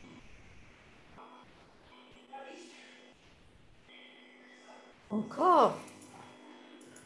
déjà, à ce stade, on Ah, a des d'accord. anomalies qui se échocardiographie, mais avant l'échocardiographie, on a fait quand même une enquête à l'interrogatoire, on a fait une enquête sur pourquoi la patiente aurait une souffrance des cavités droites. Une enquête étiologique, un bilan étiologique. D'abord, l'interrogatoire, on a cherché est-ce qu'il y a des anomalies cardiaques dans la fratrie, les parents, est-ce qu'ils sont pas malades. On a vu si elle ne consommait pas d'anorexigène, parce que c'est une universitaire, on s'est dit peut-être qu'elle voulait garder la taille, et donc pour maigrir, peut-être qu'elle utilisait des anorexigènes. On a vu s'il n'y avait pas de prise de drogue, il y avait pas de cigare, de tabac. Et donc, à ce stade, on a demandé un bilan biologique standard d'abord et on a fait une échocardiographie. À l'échocardiographie, donc justement, à l'écho, il faut être systématisé à l'écho. Il ne faut pas faire une échocardiographie d'une manière anarchique, sinon on peut passer à côté. Comme vous le savez, pour les spécialistes, l'échocardiographie, on commence par la coupe, par la silence parasternale gauche avec la coupe longitudinale ici. Vous regardez, donc on voit le ventricule gauche longitudinale, on voit l'aorte, on voit l'oreillette gauche, et au-dessus du ventricule gauche, on voit le ventricule droit. Et on voit que le ventricule droit est trop bien visible, il est dilaté. Donc déjà, on a une information, on confirme ce qu'on a trouvé à l'ECG et à la radiographie du thorax. Regardez en face, c'est une échocardiographie qui montre un VD de taille normale, un VG de taille normale et tout le reste. Donc, il faut connaître le normal pour déduire le pathologique. Ça, c'est la première incidence. Après, on passe à la deuxième incidence qui va nous montrer, on coupe, on fait une coupe time mouvement sur sur le ventricule gauche et on voit le cinétique paradoxal. Il y a un trouble de la cinétique avec un ventricule droit plus haut qui est dilaté. Donc déjà, on confirme encore une fois la souffrance des cavités droites. Regardez à ma droite, c'est quoi un ventricule gauche normal à la coupe taille mouvement ou TM. Regardez comment ça se contracte avec une seule composante au niveau du septum, la systole, la diastole, et ici aussi la paroi postérieure diastole, systole. Donc, à gauche, on voit qu'il y a une anomalie de la cinétique du septum interventriculaire. Donc, on est toujours dans la souffrance. On n'a pas encore dit quelle est l'étiologie, parce que pour le moment, c'est juste les anomalies qui nous orientent vers l'hypertension pulmonaire. On passe à une autre incidence, c'est l'incidence parasternale, donc c'est transverse. On coupe le ventricule gauche, là, regardez comment il est en longitudinal. On va tourner pour le couper en transverse. On va voir le ventricule gauche en transverse, là qui est petit. Et plus haut, on a le ventricule droit. On voit que le ventricule droit est dilaté et la dilatation du ventricule droit il comprime le ventricule gauche. Le ventricule gauche est tout petit, avec un septum qui ne bouge pas. Alors que normalement, regardez ici, la coupe normale, ventriculaire ou la transverse, quand on coupe le ventricule gauche en transverse, on voit le ventricule gauche avec une taille normale, le ventricule droit plus haut, taille normale, et regardez ici la pulmonaire de cette patiente. Donc, on a des anomalies qui nous disent que les cavités dans le septum, cette cinétique paradoxale du septum, nous oriente à une autre, toujours dans la coupe transverse, en passant par l'artère pulmonaire. On voit que l'artère pulmonaire de la patiente est très dilatée. Regardez en regard, en face, à ma droite, comment est l'artère pulmonaire à l'état normal. Son diamètre, qui ne dépasse pas 25, alors que là, l'artère pulmonaire est très dilatée. Donc, on a encore des informations qui nous disent on est dans l'hypertension artérielle pulmonaire. On va encore à une autre coupe. On passe au Doppler, une étude hémodynamique non invasive. Donc, le Doppler pulsé, on fait le Doppler pulsé et on voit que le pic, ce pic-là que je vous montre avec la flèche, il est précoce, alors qu'à l'état normal, le pic doit être mésosystolique. Il doit être là, là, avec la flèche. Là, il survient précocement. Ce pic, c'est quoi? C'est l'accélération, c'est le temps, on calcule le temps d'accélération du flux pulmonaire. Ça veut dire quoi? Ça signe l'éjection ventriculaire. Lorsqu'il y a une augmentation de la pression dans l'artère pulmonaire et une augmentation des résistances, qu'est-ce qui va se passer?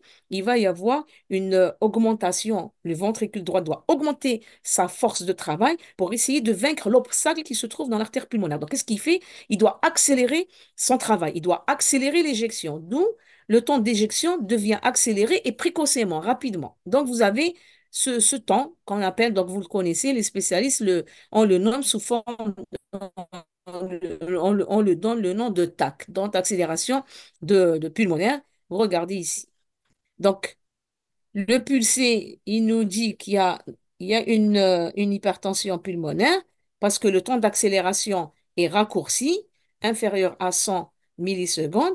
Non seulement il nous dit qu'il y a une accélération, un temps éjectionnel qui est accéléré, mais il nous montre aussi que les résistances sont élevées. Regardez ici, je montre avec la flèche une encoche qui nous dit que les résistances dans l'artère pulmonaire sont élevées.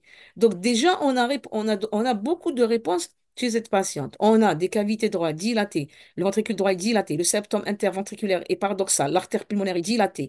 Il y a une hyperpression dans le ventricule droit qui pousse le septum dans le VG, donc ça donne un petit VG. Et par ce flux, on a un temps d'accélération pulmonaire qui est court, inférieur à 100 millisecondes, et on a des résistances élevées. Donc déjà, on peut conclure qu'il y a une hypertension artérielle pulmonaire ou bien une hypertension pulmonaire précapillaire vu que les résistances sont élevées, comme on vient de le dire depuis ce matin. On va calculer les pressions pulmonaires. Donc, pour dire qu'il y a hypertension pulmonaire, il faut donner des valeurs objectives des pressions pulmonaires. Donc, toujours dans la même coupe, cette coupe qui passe par l'artère pulmonaire. Donc, on va calculer les pressions pulmonaires sur le flux de l'artère pulmonaire. Donc, vous avez ici, c'est un flux de l'insuffisance pulmonaire plutôt.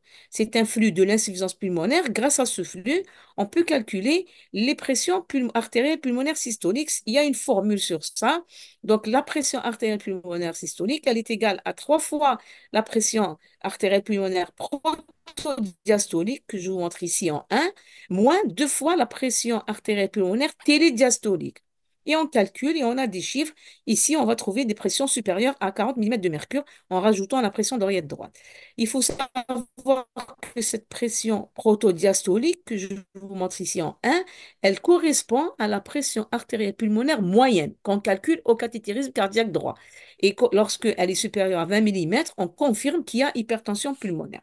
Donc, chez cette patiente, on a confirmé qu'il y a une hypertension artérielle pulmonaire et on a dit que les résistances sont élevées. Donc, on est dans l'hypertension pulmonaire précapillaire. Donc là, on ne va pas se perdre. Il faut chercher toutes les causes de l'hypertension artérielle précapillaire. C'est-à-dire, on est le groupe 1 ou là le groupe 3, 4 ou 5. Regardez ici sur ma droite un flux de l'insuffisance pulmonaire qui est normal. Ici, on conclut que les pressions ne sont pas élevées. Donc déjà, à vue d'œil, on sait que les pressions ne sont pas élevées. Donc, en comparant les deux flux, regardez comment la pente est horizontale ici. Regardez ici comment elle est. Donc déjà, on a des informations. Toujours dans la même coupe transverse, on va regarder le ventricule droit. Le ventricule droit, regardez la chambre de chasse du ventricule droit qui est dilatée.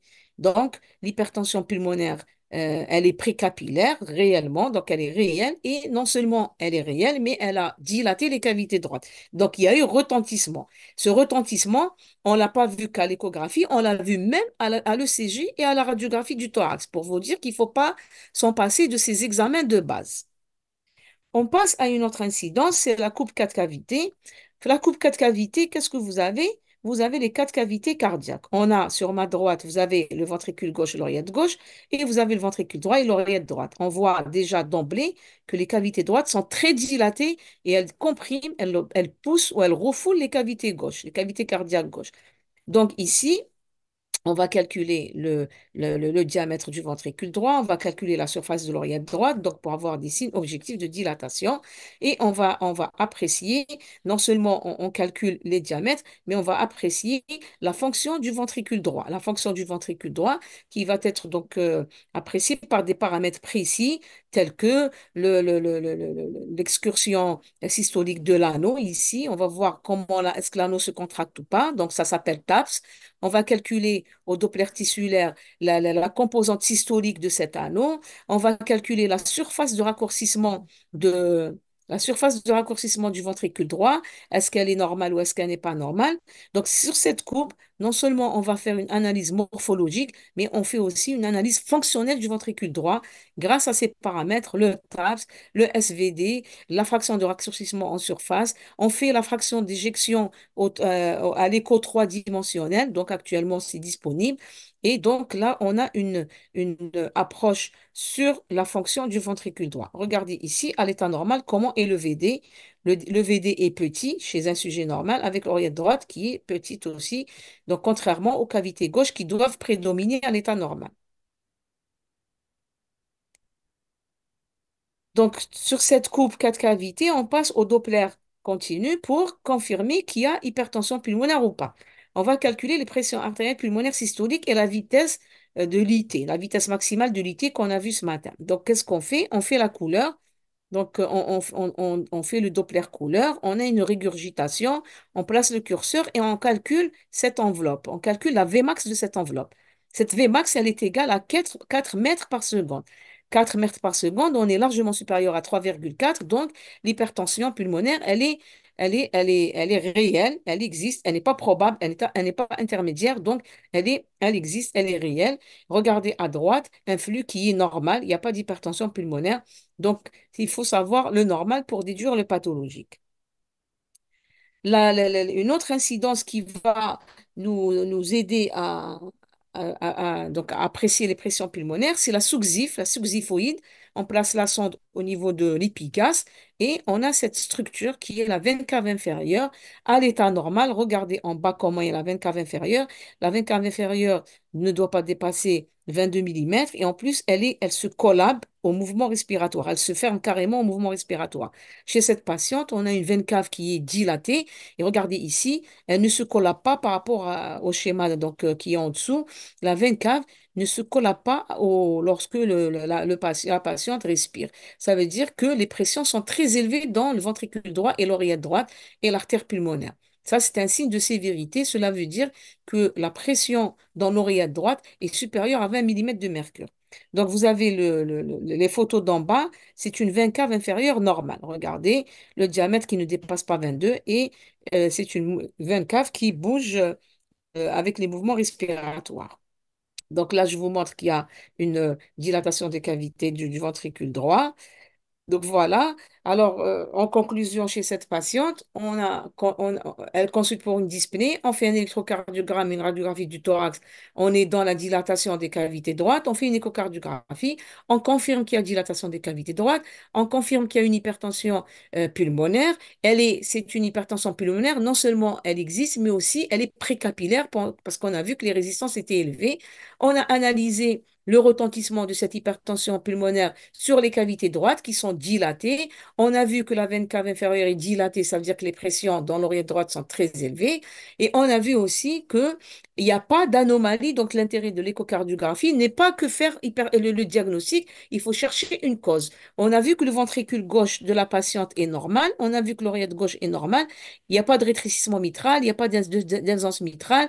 Donc, il n'y a pas d'atteinte du cœur gauche. Donc, on a éliminé toutes les causes de l'hypertension pulmonaire gauche, c'est-à-dire le groupe 2.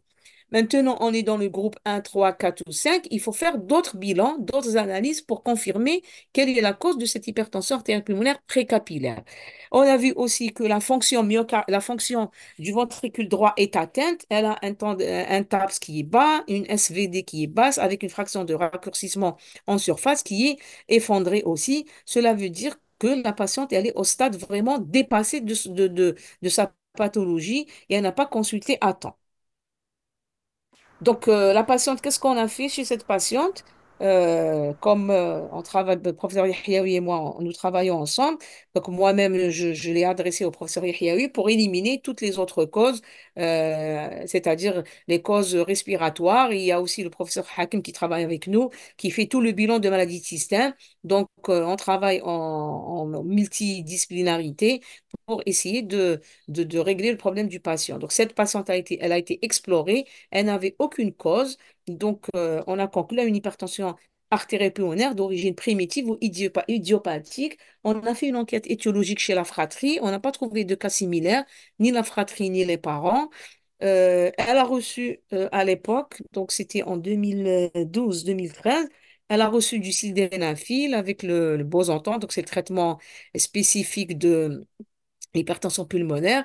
Elle n'a pas eu le cathétérisme cardiaque droit parce il y a aucun centre qui fait donc le cathétérisme cardiaque droit par manque de sang de Swan-Ganz. Donc, on était obligé de commencer le traitement puisqu'on avait beaucoup de paramètres à l'échocardiographie qui confirmaient le diagnostic.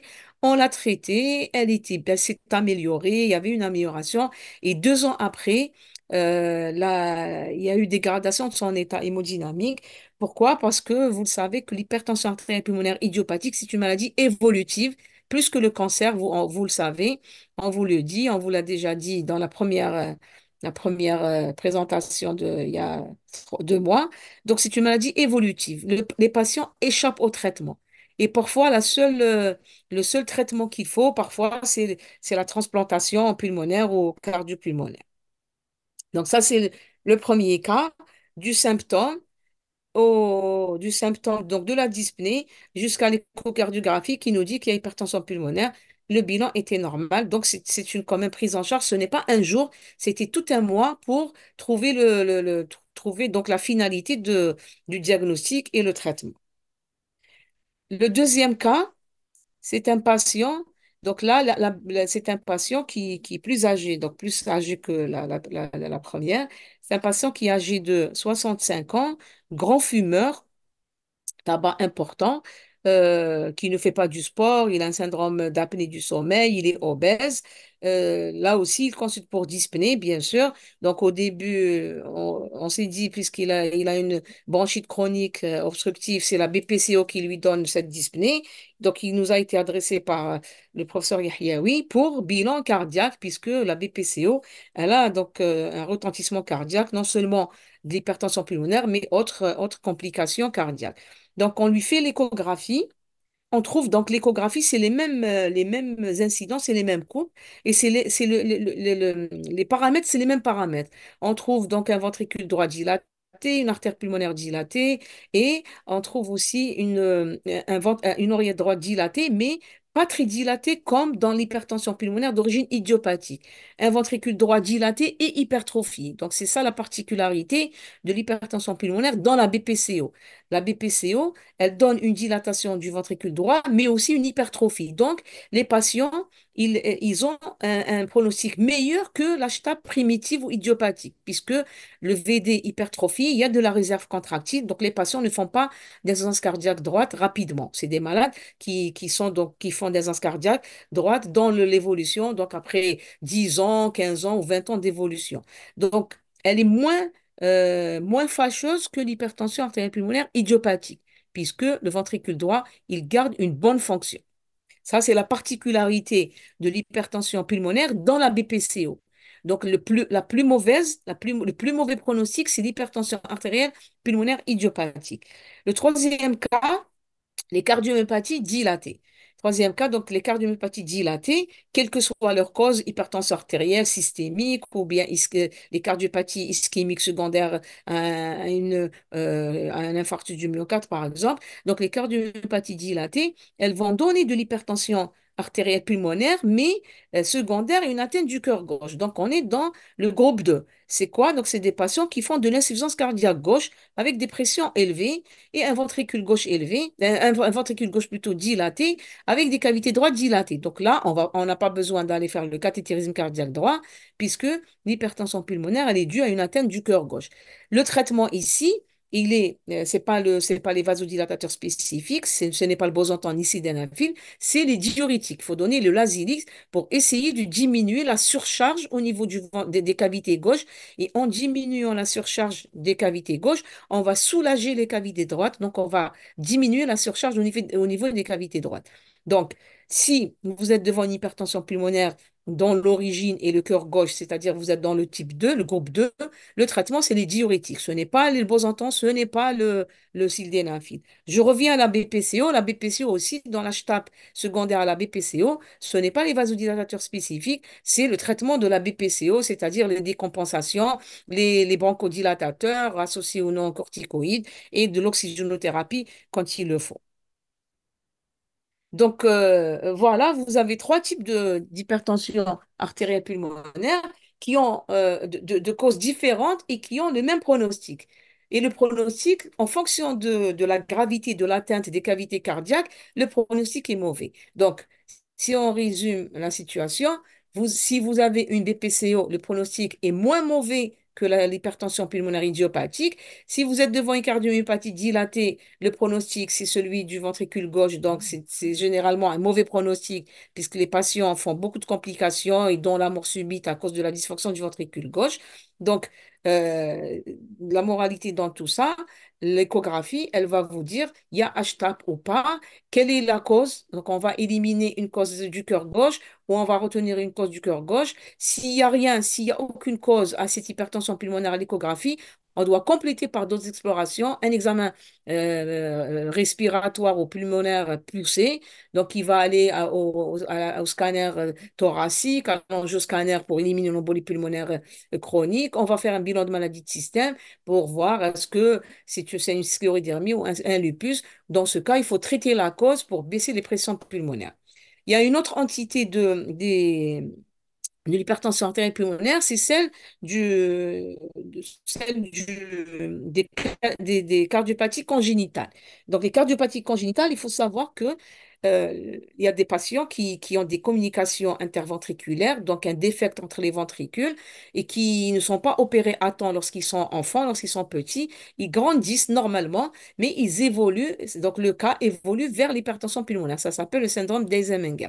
Ces patients, une fois qu'ils développent l'hypertension artérielle pulmonaire, ils ne sont plus opérables, on ne peut pas les opérer, on ne peut pas fermer le défect parce que les cavités droites sont très dilatées et la pression est élevée. Si on ferme le défect, les patients risquent de mourir, donc d'insuffisance cardiaque droite aiguë. Donc ce défect, au contraire, c'est une soupape. Il faut laisser le défect entre le ventricule droit et le ventricule gauche pour diminuer la pression dans les cavités droites par ce défect qui existe depuis la naissance. Ces patients ont un pronostic un peu plus bon que les HTAP idiopathiques. Pourquoi? Parce que c'est un cœur qui s'est adapté à la pression pulmonaire élevée. Les malades vivent avec cette hyperpression.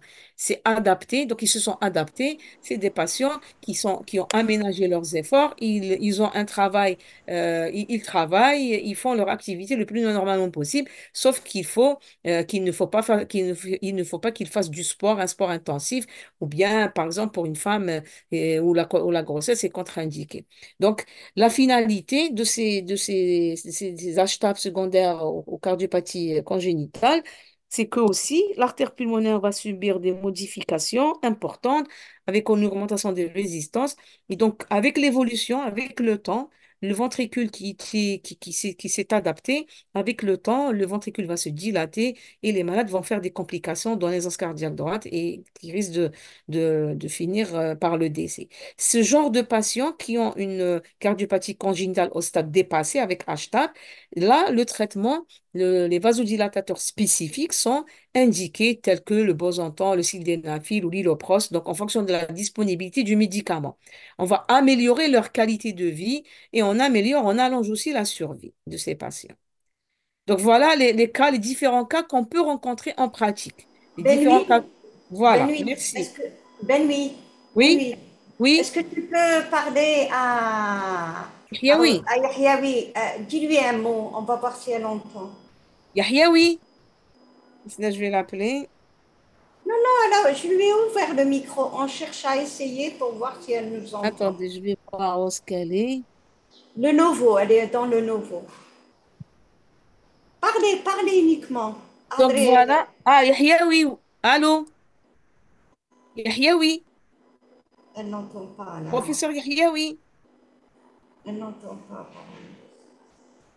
خلاص كملي كملي. Donc voilà, alors à travers ces cas, donc le message qu'il faut et le message qui doit rentrer dans nos cerveaux, tous, que ce soit généraliste ou spécialiste, il ne faut pas banaliser tel ou tel examen. On ne banalise aucun examen. Il faut commencer par un examen clinique. Et si je ne trouve rien à l'examen clinique, je pousse encore, il y a la radiographie du thorax, les gens ne font plus de radiographie du thorax, je fais la radio, j'interprète avec attention la radio, je fais un électrocardiogramme. Si je trouve qu'il y a quelque chose, j'envoie au spécialiste.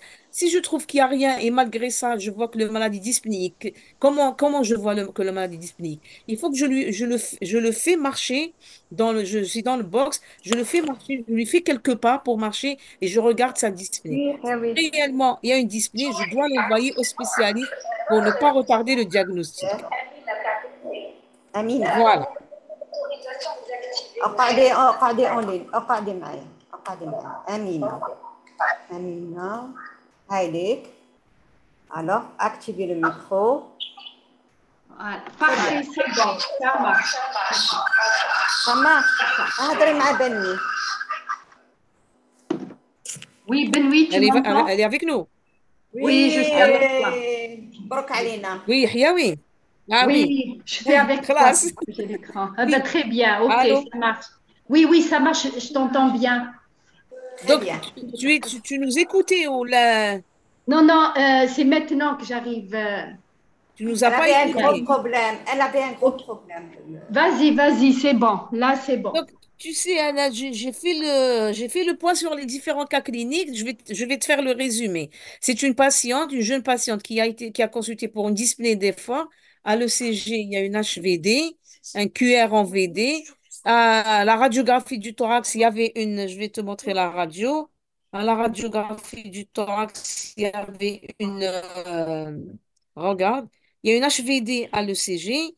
Et tu as sur la radiographie un tronc de l'artère pulmonaire qui est dilaté, avec un VD qui est dilaté et une artère pulmonaire lobaire inférieure qui est dilatée. Donc, automatiquement, on fait une échocardiographie. On trouve déjà la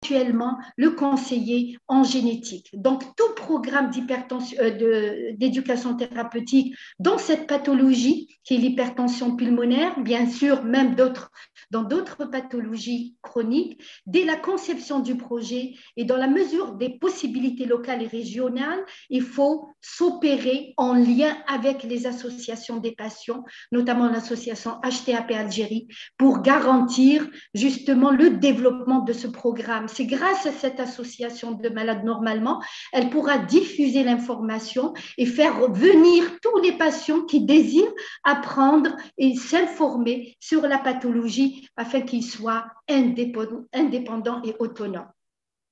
Donc, l'éducation thérapeutique va aider à adapter votre vie, à apprendre à doser vos efforts physiques réduire certaines activités, en conserver d'autres, peut-être proscrire les efforts trop violents, adopter le mode de vie adéquat, un repos suffisant avec un sommeil de 8 heures, un régime hyposodé qui peut justement entraîner une rétention hydrique et qui va entraîner des complications au niveau cardiaque, donc éventuellement une décompensation cardiaque droite, contrôle du poids, parce que quand on prend du poids, ça c'est probablement un patient qui est en surcharge hydrique. Il faut qu'il y ait une certaine hygiène de vie, sans contrainte, avec l'arrêt du tabac et de tous les toxiques, évidemment. Vous organisez pour gérer les traitements, il faut qu'il y ait une infirmière à domicile, préparation de certains médicaments, notamment, ce n'est pas disponible en Algérie, mais nous avons des pompes qui sont spéciales et qui sont dotées d'un système de pompes comme les pompes à insuline, avec soit un cathétérisme central qui peut causer beaucoup de problèmes, à savoir des infections et également la non prise en charge de façon adéquate de la dose du médicament administré et des pansements, l'approvisionnement médicaments, etc. Alors, il faut qu'il y ait des conférences, des ateliers qui seront proposés à la carte, c'est-à-dire le désir de ces patients-là, qu'est-ce qu'ils veulent, et on essayera de répondre à leurs besoins, tels que la réhabilitation à l'effort, tels que les préoccupations de l'entourage du malade, les proches, les amis, les parents, les enfants, qu'il faut incriminer dans cette prise en charge en éducation thérapeutique, l'aide administrative, notamment le ministère de la Santé et le ministère,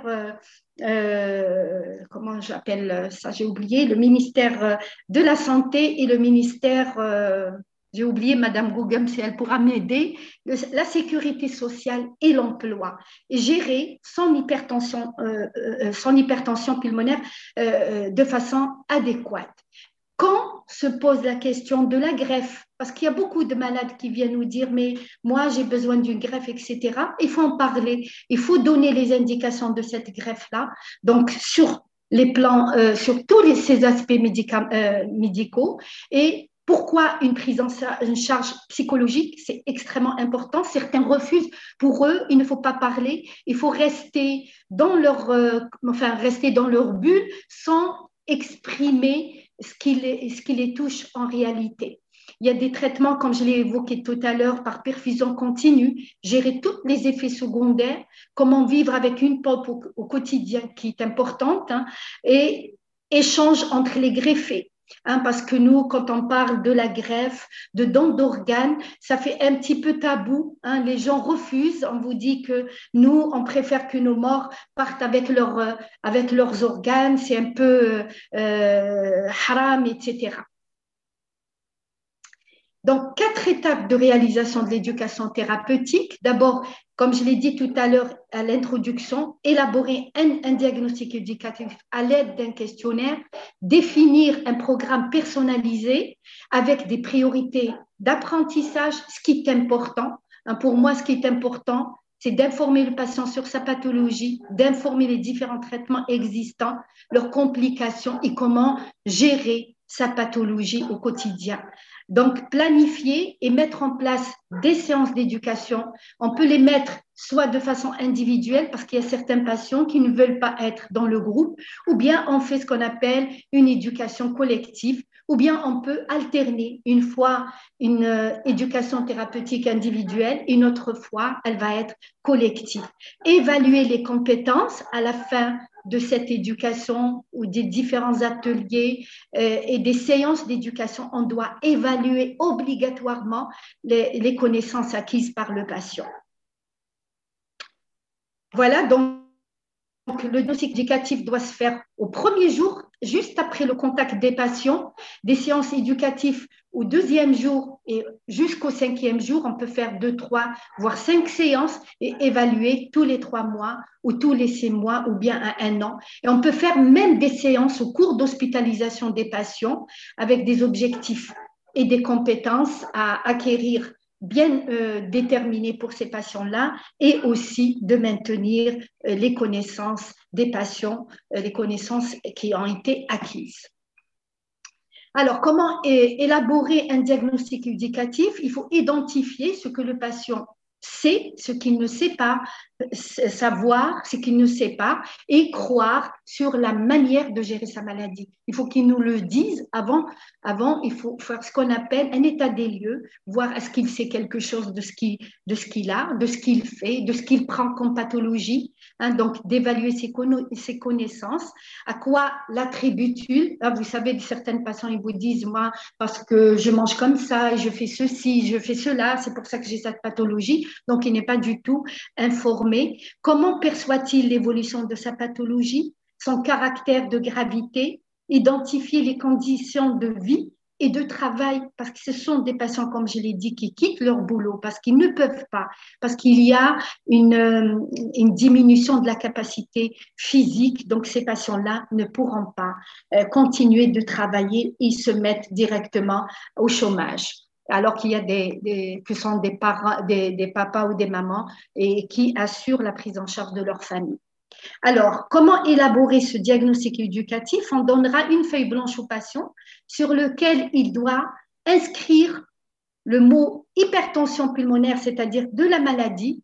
Il va disposer de quelques minutes, voire 10 minutes à peu près. Il va écrire toutes les idées qui lui viennent, qui l'embêtent en tout cas, et de les écrire. Et nous, on va essayer d'apporter une réponse à ces réflexions. En fonction de ces propositions émises par le patient, l'éducateur va les regrouper par thème. Parce que nous, on va essayer de collecter tout ce que les patients en veulent, c'est-à-dire quel est leur problème. Et à ce moment-là, on va essayer de faire ces séances par thème pour satisfaire l'ensemble de ces patients-là et on va répondre à leurs besoins et à leurs attentes. Alors, quelles sont les priorités d'apprentissage? Il y a les compétences d'auto-soin, c'est-à-dire d'auto-prise en charge. Le patient doit se prendre en charge. Il faut savoir soulager ses symptômes, réaliser des gestes techniques et de soins, surtout quand il a une pompe, que ce soit sous-cutanée ou bien par un cathé central, espérant qu'on aura des médicaments dans l'avenir, adapter ses doses et comment initier un autotraitement en cas d'urgence. Par exemple, il se voit qu'il prend du poids et qu'il a des œdèmes, ça c'est un exemple que je donne, il doit peut-être augmenter ses doses de diurétique avant d'arriver chez son médecin traitant. Bien sûr, il faut leur expliquer au préalable tout ça. Il ne va pas le faire comme ça de façon autonome. Prévenir toutes les complications évitables comme les hémoptysies, les défaillances cardiaques droites, les infections, parce que ce sont des patients qui sont vulnérables et qui sont fragilisés par d'autres événements qui peuvent survenir et se greffer sur cette pathologie chronique. De faire face aux problèmes occasionnés à la maladie. Il fait une hémoptysie, il doit savoir ce qu'il va faire avant d'arriver chez le médecin. D'impliquer bien sûr son entourage, que ce soit les enfants ou bien les parents, et dans la gestion de la pathologie, dans la prise en charge thérapeutique et toutes les répercussions qui en découlent. Quelles sont maintenant les compétences d'adaptation?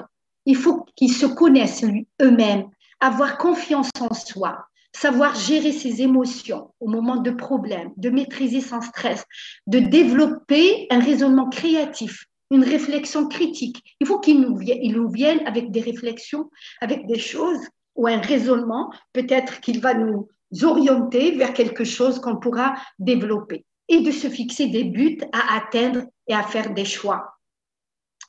On arrive maintenant au plan de cette éducation thérapeutique. Comment sélectionner le contenu à chaque séance, les méthodes et les techniques d'apprentissage, proposer les possibilités. Bien sûr, ces possibilités seront en fonction de l'accessibilité géographique des patients qui habitent loin.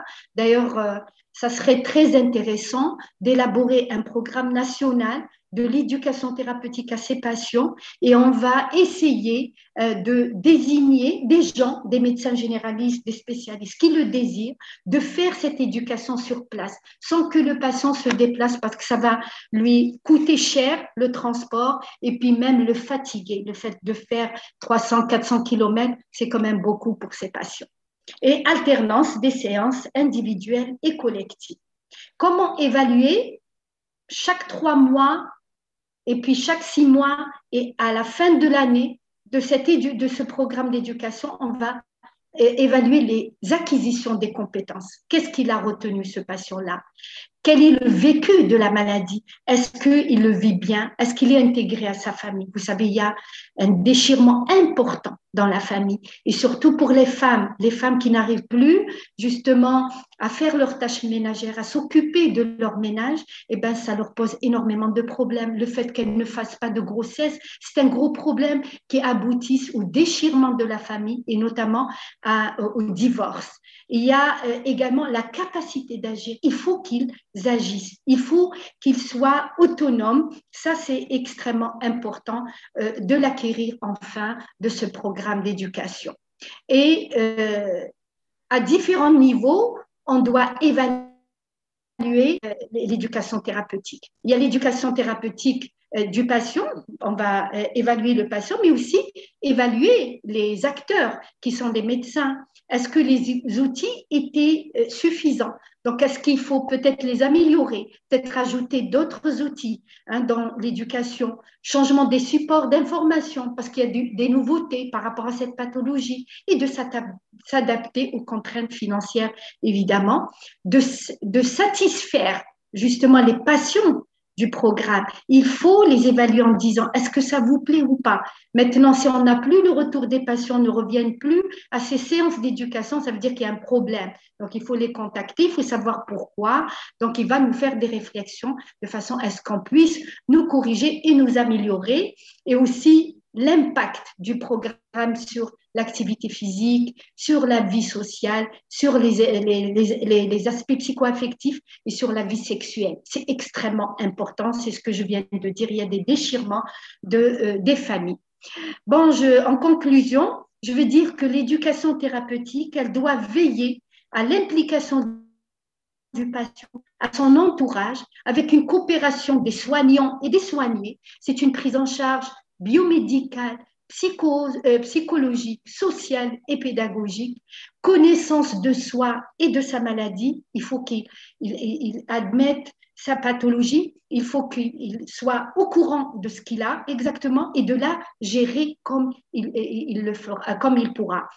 Il faut qu'il y ait une auto-adaptation de son mode de vie à sa maladie. Ce n'est pas la maladie qui va s'adapter au patient, mais c'est le patient qui va s'adapter à sa maladie. Il doit maîtriser ses gestes techniques, ses planifications des différents examens, planification peut-être d'un voyage. Il pourra savoir, parce qu'il y a des patients qui nous disent on ne peut pas voyager, mais si, on pourra justement leur donner peut-être les moyens, par exemple comme de l'oxygène, une trousse d'urgence, et il pourra faire son voyage sans aucun problème s'il pourra justement se prendre en charge lui-même. L'éducation thérapeutique donc a pour but de vous informer sur la pathologie qui est l'hypertension pulmonaire, de mieux vous en faire comprendre les enjeux ainsi que les bénéfices de ces traitements-là, de vous apprendre à reconnaître les signes d'évaluation ou de survenue d'une complication ou d'adaptation justement de cette pathologie. Je termine en vous remerciant de votre attention, mais j'aimerais juste finir par ce récit du prophète Mohammed alayhi salatu salam qui dit Dieu aime ceux qui persévèrent.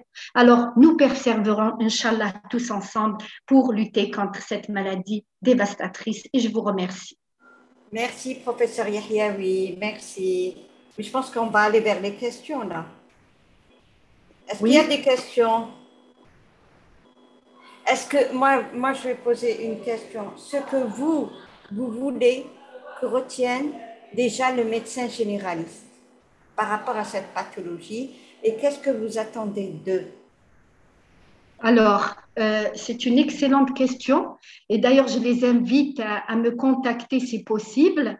Inch'Allah, avec le professeur Benoît et le professeur Hakem, nous avons projeté, espérant que ça va se réaliser, un projet d'éducation thérapeutique, d'abord pour former les formateurs qui sont les acteurs importants dans ce programme-là, les généralistes, les médecins spécialistes, je dis bien les médecins spécialistes, ce n'est pas tous les médecins spécialistes qui connaissent la pathologie. Alors, au niveau du généraliste, il faut qu'il sache ce qu'on appelle les signes avant-coureurs. C'est quoi ces signes avant-coureurs? Comment soupçonner cette pathologie pulmonaire? D'abord par une fatigue qui n'est pas expliquée. Vous faites une radiographie du thorax, il n'y a rien. Vous faites un ECG qui est normal et on ne pense pas. Et parfois, il y a des patients qui font des syncopes, ils se retrouvent chez les neurologues en train de faire des EEG, en train de faire des IRM cérébrales. On en a eu des patients comme ça. Alors, avant d'aller vers tous ces examens complémentaires qui sont très coûteux, très sophistiqués, essayez devant des signes un peu qui ne sont pas très spécifiques, comme la dyspnée, les douleurs thoraciques, la fatigue. Il y a des mamans qui nous rapportent, bon, mon enfant ne part pas à l'école, il ne veut pas, il est feignant, mais en réalité, parce qu'il couvre quelque chose, parce qu'il est fatigué. Il ne faut pas omettre ces signes avant-coureurs, il faut absolument les orienter vers un cardio.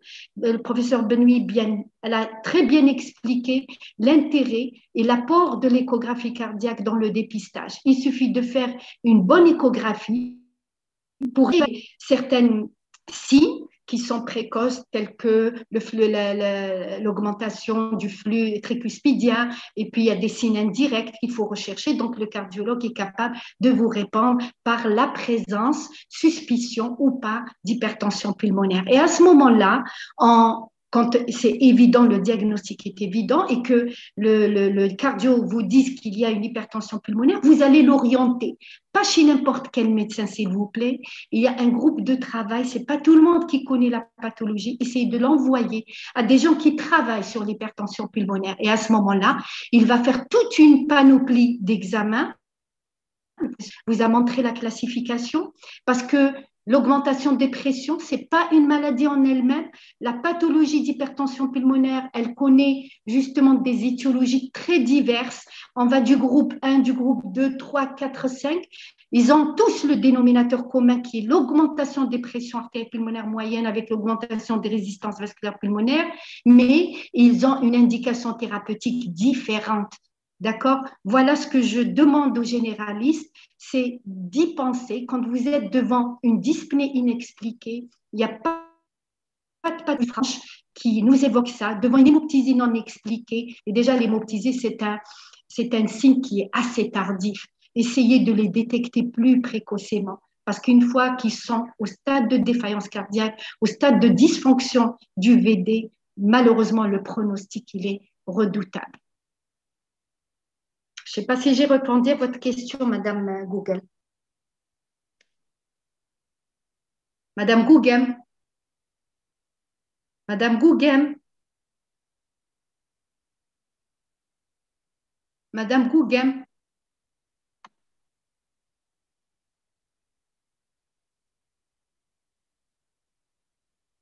Madame Gougem.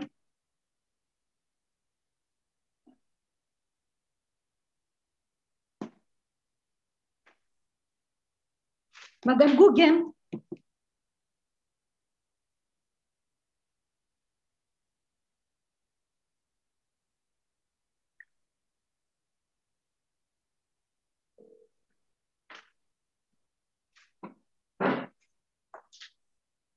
Nina. Amina. Viens, s'il te plaît.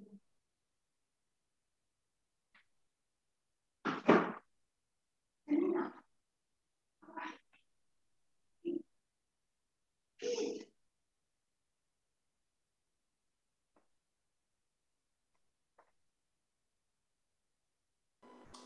Mini